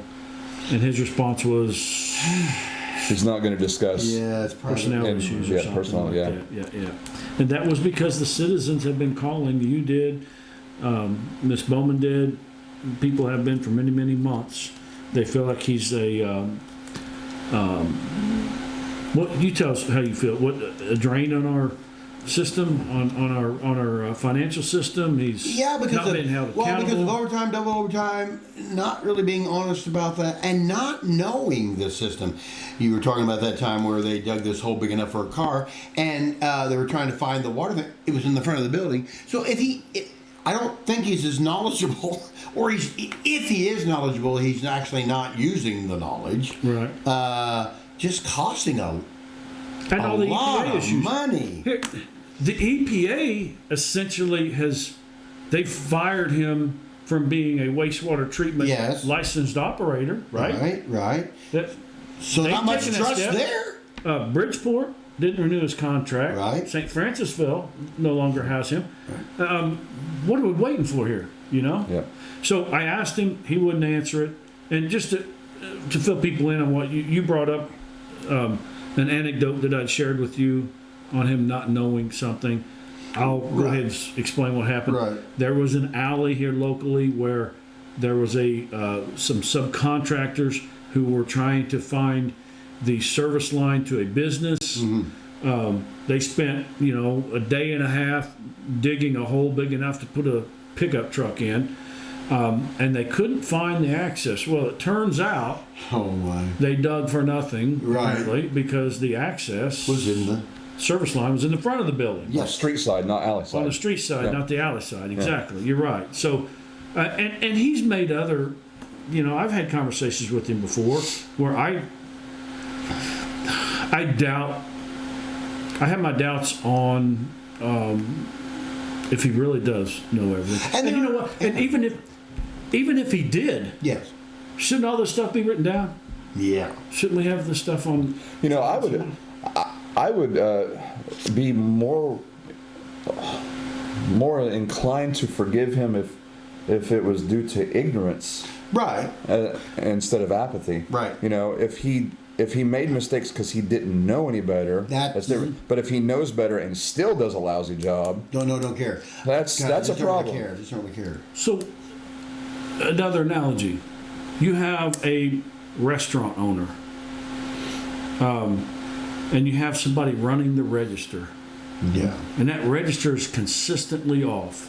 They may or may not be doing it intentionally, but you watch them for a while, and you discover that it's their fault that the register's off every month. Okay. You go to them, you talk to them, and through your research, through your interview with them, you find out that they've been maybe giving their. I'm not saying Aaron is doing anything. Well, the EPA has found that he's not proficient in his job, so they did take a certificate. But in my analogy, you find out that register operator's been giving their friends free lunches. Right. Yeah. So you take care of it. You stop it. What do you do? But that's the only person who can run your register. Are you going to say, I'm not going to fire them because they're the ones that know how to run the register? No. No, if I have to shut my business down for a couple of days to learn it myself or train someone else. But added to that, there are people that know it better than him. Yeah. Because we hired a company who has. Well, that too. I was run going it better to than that But part there of are to the- individuals yeah. who know it better too. So Worst case scenario, that person who works in your business is costing you a lot of money, Oh, yeah. whatever the business may be, and you're going to keep them on because they know that you think that they know that specific position better than anyone else. First of all, no one is irreplaceable, right? And second of all, even if they did know it more than anyone else on your current payroll, you get rid of them and you find someone else that can do the job. Right. Who in their right mind is going to keep a person on their payroll because they know they know things that no one else knows? Mm-hmm. So anyway, I asked, why are you keeping him on payroll? I was prepared for him to say because he knows everything, because I've heard that through the grapevine that he and other council members have said, we know that he's not good at his job. We know that there are issues here, obviously with the EPA findings, but we can't get rid of him. He knows everything. Well, he doesn't know everything. I brought that up. Yes, I brought that up. Yeah, and you did it very good too. Have you disciplined Mr. Tipster? He wouldn't answer that either. Private matter, he said. Private matter and Aaron, Russell Goins. Yep. Tries to tell me you can't talk about that in an open meeting. Yes, you can. That's when I brought up that I have FOIA requested in the past an employee's disciplinary record. Russell is of the opinion, apparently, that those are private. No one can get their disciplinary record. Well, That's not true. I did, and if you work for the city, it's public information. And once the discipline's been handed down. Once it's been handed down. Right. And I just asked, have you? But, and even if I asked something I wasn't supposed to ask, I can still ask it, whether they answer it or not. Yeah, but you're allowed. I mean, yeah. You can ask that. They can answer that question. I asked him if he had any issue with me or any city council member talking to EJ Water on a one-on-one basis. He's on record as saying no, he had no problem. Mm-hmm. Okay. Yeah, he did say that. Ask if he's considered having EJ Water run our water system. Apparently he has. He said he has had a conversation with them, and he doesn't know if they're capable of doing it right now. What was his? I don't recall his exact answer, but I know he seemed put off a little bit whenever you indicated you've had a conversation with him, Yeah. and that there is a solution available. There is a solution. Yeah. Which is, first of all, they're not going to work under Aaron Tipser. Yeah. They've said that. They're not. They've said that publicly, so I didn't divulge anything, any new information. They're not going to work under him. So, Which makes sense. yeah. So that's the first thing that they want done, and then I gave a. I'm not going to read the whole speech. It's only a few minutes long, but I thanked you all and everyone else who has had the courage to get up and speak to these, powers that be here, and continue to stand up and speak, even in the face of harassment, defamation, private stories going around among people that are lies that get back to us, and we know they're lies. That's frustrating to hear that, because I don't want the lie to be out there about me. So if someone hears something about me, reach out to me, and I'll tell you my side of it. But you all have the same thing. Maybe you not so much. I know you do. Well, I have several people coming to me talking about you two, and then I just tell them that no, I don't agree with this, and you need to get the facts straight, yada yada yada. Well, I don't have anything against you, Keith. Well, I know that, but I'm on their side, so I don't know what you're doing there, but whatever. Maybe we need to work harder to get people against him then. Yeah, I guess so. I need that. I need it. Yeah. No, you're a great man, and we appreciate that you support us, and thank you for when people do approach you for setting the record straight. Right. And I just encourage everyone who's continuing to try to make positive changes in town to continue to do that, and not be afraid to get up and speak at City Hall. And I implored the mayor and the council to do better at their jobs, and I thank you, Louie, again for using your camera, your microphones, your time. I know that you even adjust your work schedule to do this, but more importantly than me being thankful, I hope that everyone that watches these podcasts, but especially the city council meetings, I hope that they're grateful too. And I'd like to see them reach out. More of them. You have had some. I've had some. Yeah. About the lady with that reminds me, the lady with the cat litter. Oh yeah. She says at the beginning, I would be present. I would present this problem in person, but my physical condition restricts my personal appearance. it's nice that she got to see his addresser letter online, but she's probably not the only one out there that can't make it to these meetings for one reason or another. Wouldn't you think? Yeah, So why we'll get these live streamed one of these days. Yeah, and you know what? I did the research a year ago. There is money, specifically because of people in her age bracket. There is money available through the AARP. Oh, really? Okay. To pay for the live streaming equipment. Really? Yes. But Yes, until there we is- get the support on the council, it's just like banging your head against the wall. It is. I have- It is. Yeah. I have found avenues for funding that pays for it, and even if I didn't, it's $4,000 to buy the permanent installation equipment for the. That means microphones at every station on the council, for the mayor, the clerk, all 8 council members, and one on the podium, so that everybody's mic'd up whenever they speak. Right. And it goes into a mixer, which goes to the computer and video, and it would be much nicer than what I'm putting out now. Yeah. But what about the union member we'd have to hire or pay overtime to operate it? We don't. Our city clerk is capped.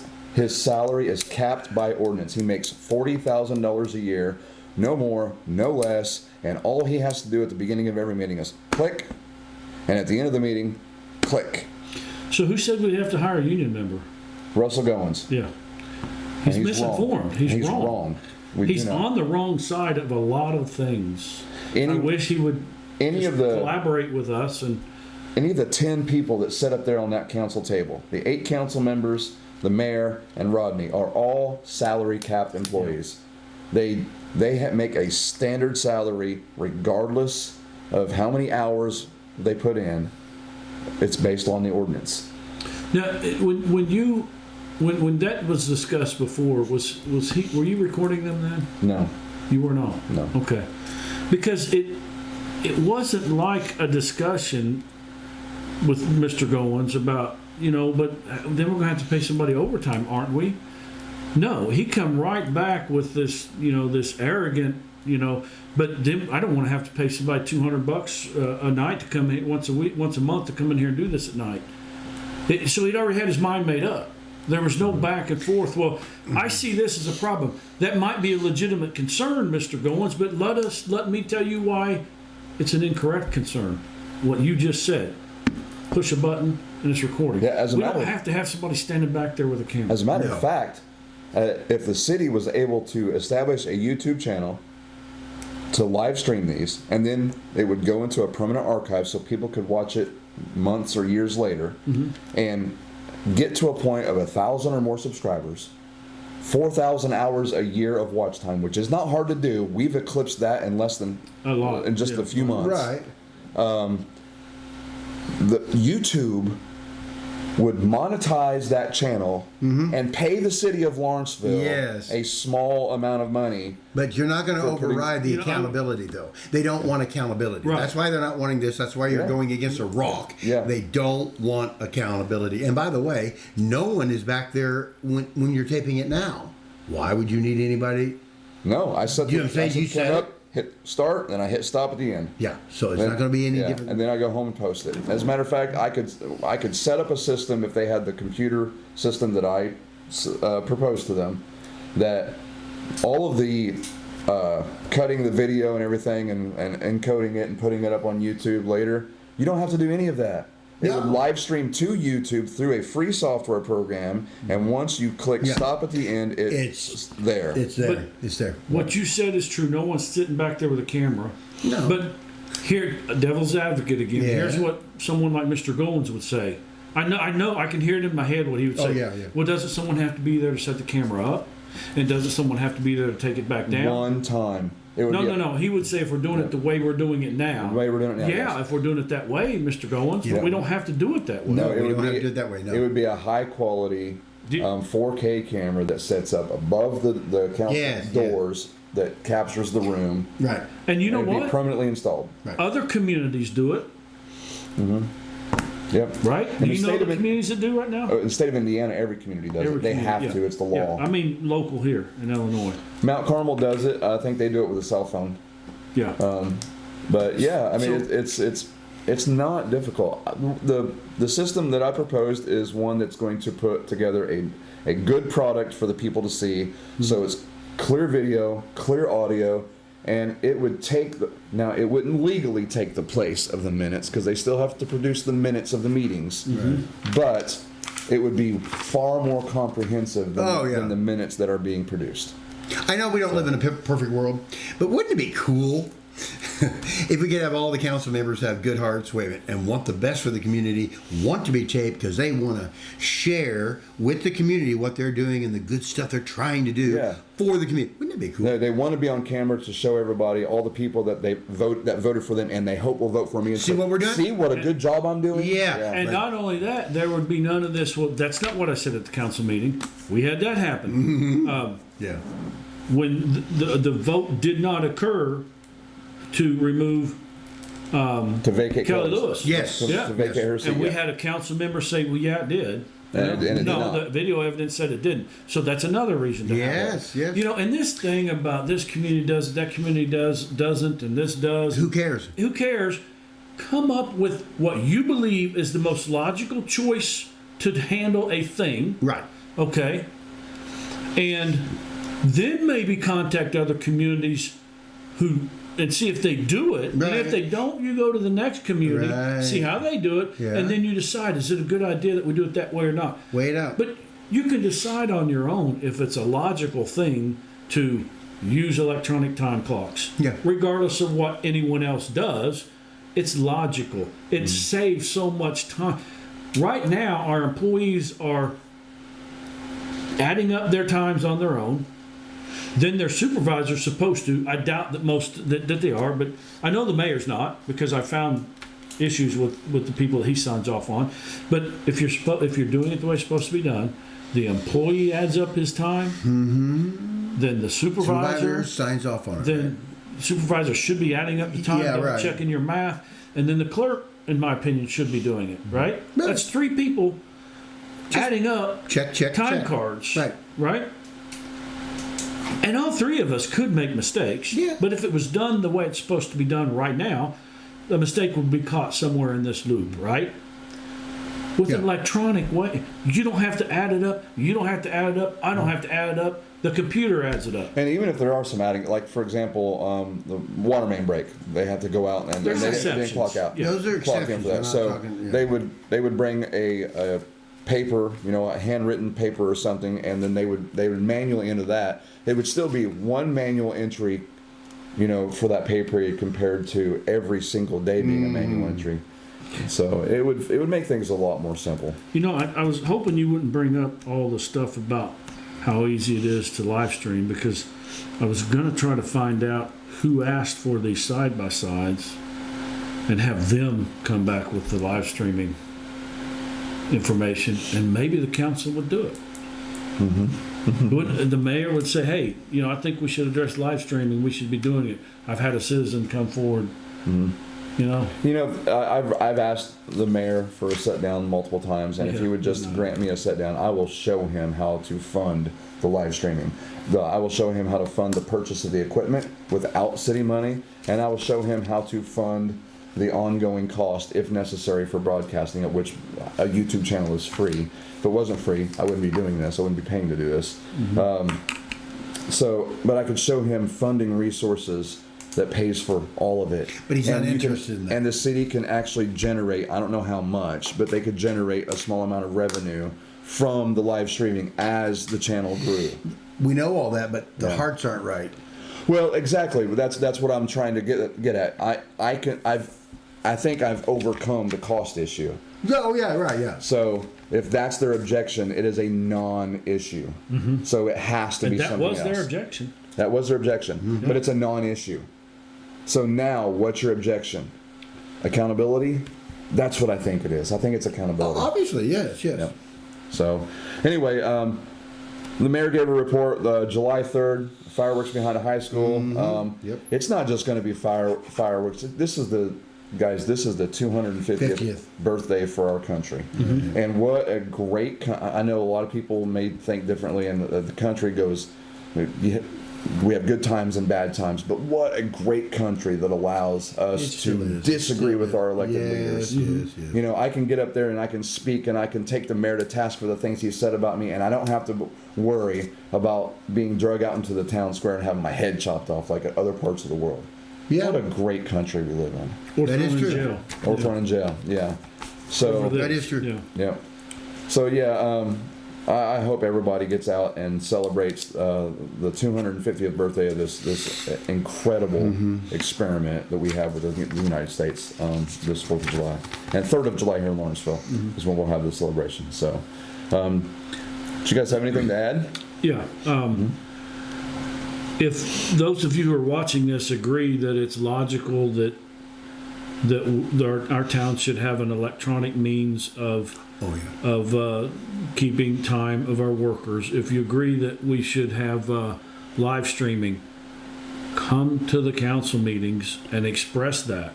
It doesn't have to be in an adversarial way. No. Yeah, You you just can be get up funny. and say in 2 sentences, Hey. I believe we should have electronic means of timekeeping, and I believe we should have live streaming. Good and then day. sit down. And then sit down. and then- And you, You don't won't have- have to give your address. No.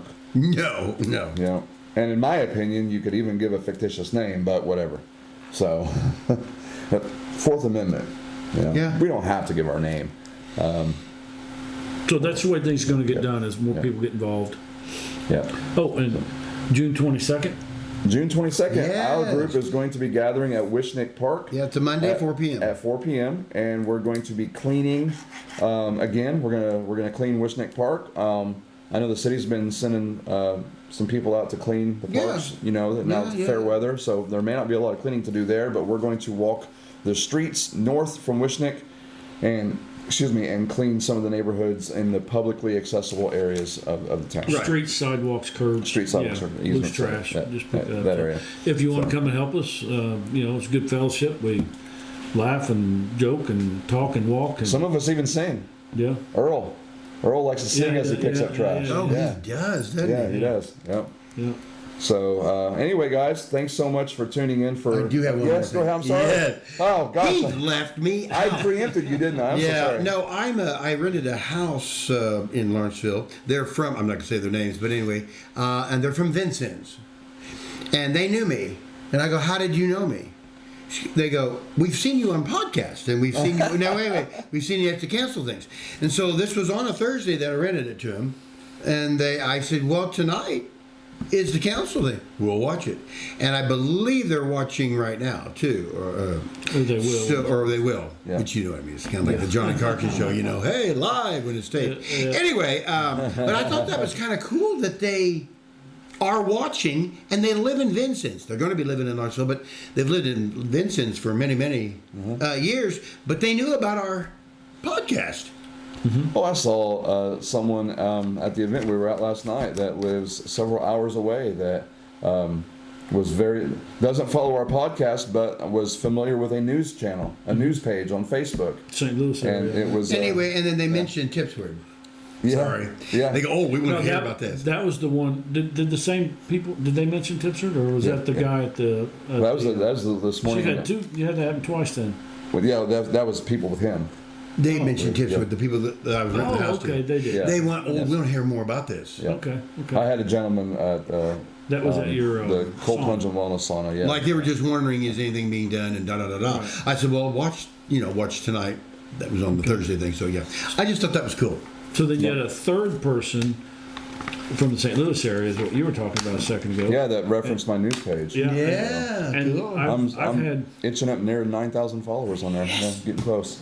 I had that guy, and I mentioned this before, call me out of the blue, someone I do not know from Tennessee who watches our city council meetings. Yeah, He's yeah. on a city council there, Yeah. and he's been having issues that he wants to So yeah, solve in his town. So yeah. pretty cool. Yeah, a lot of fun. So anyway, Yeah. again, I'll try this again. Yeah. So Thanks for watching. Make sure that you like the video, subscribe to the channel, hit the notification bell so you'll be notified of future episodes. And until next time, this is the local lens, Lawrenceville Unfiltered, signing out. Yep. Toodaloo. Peace.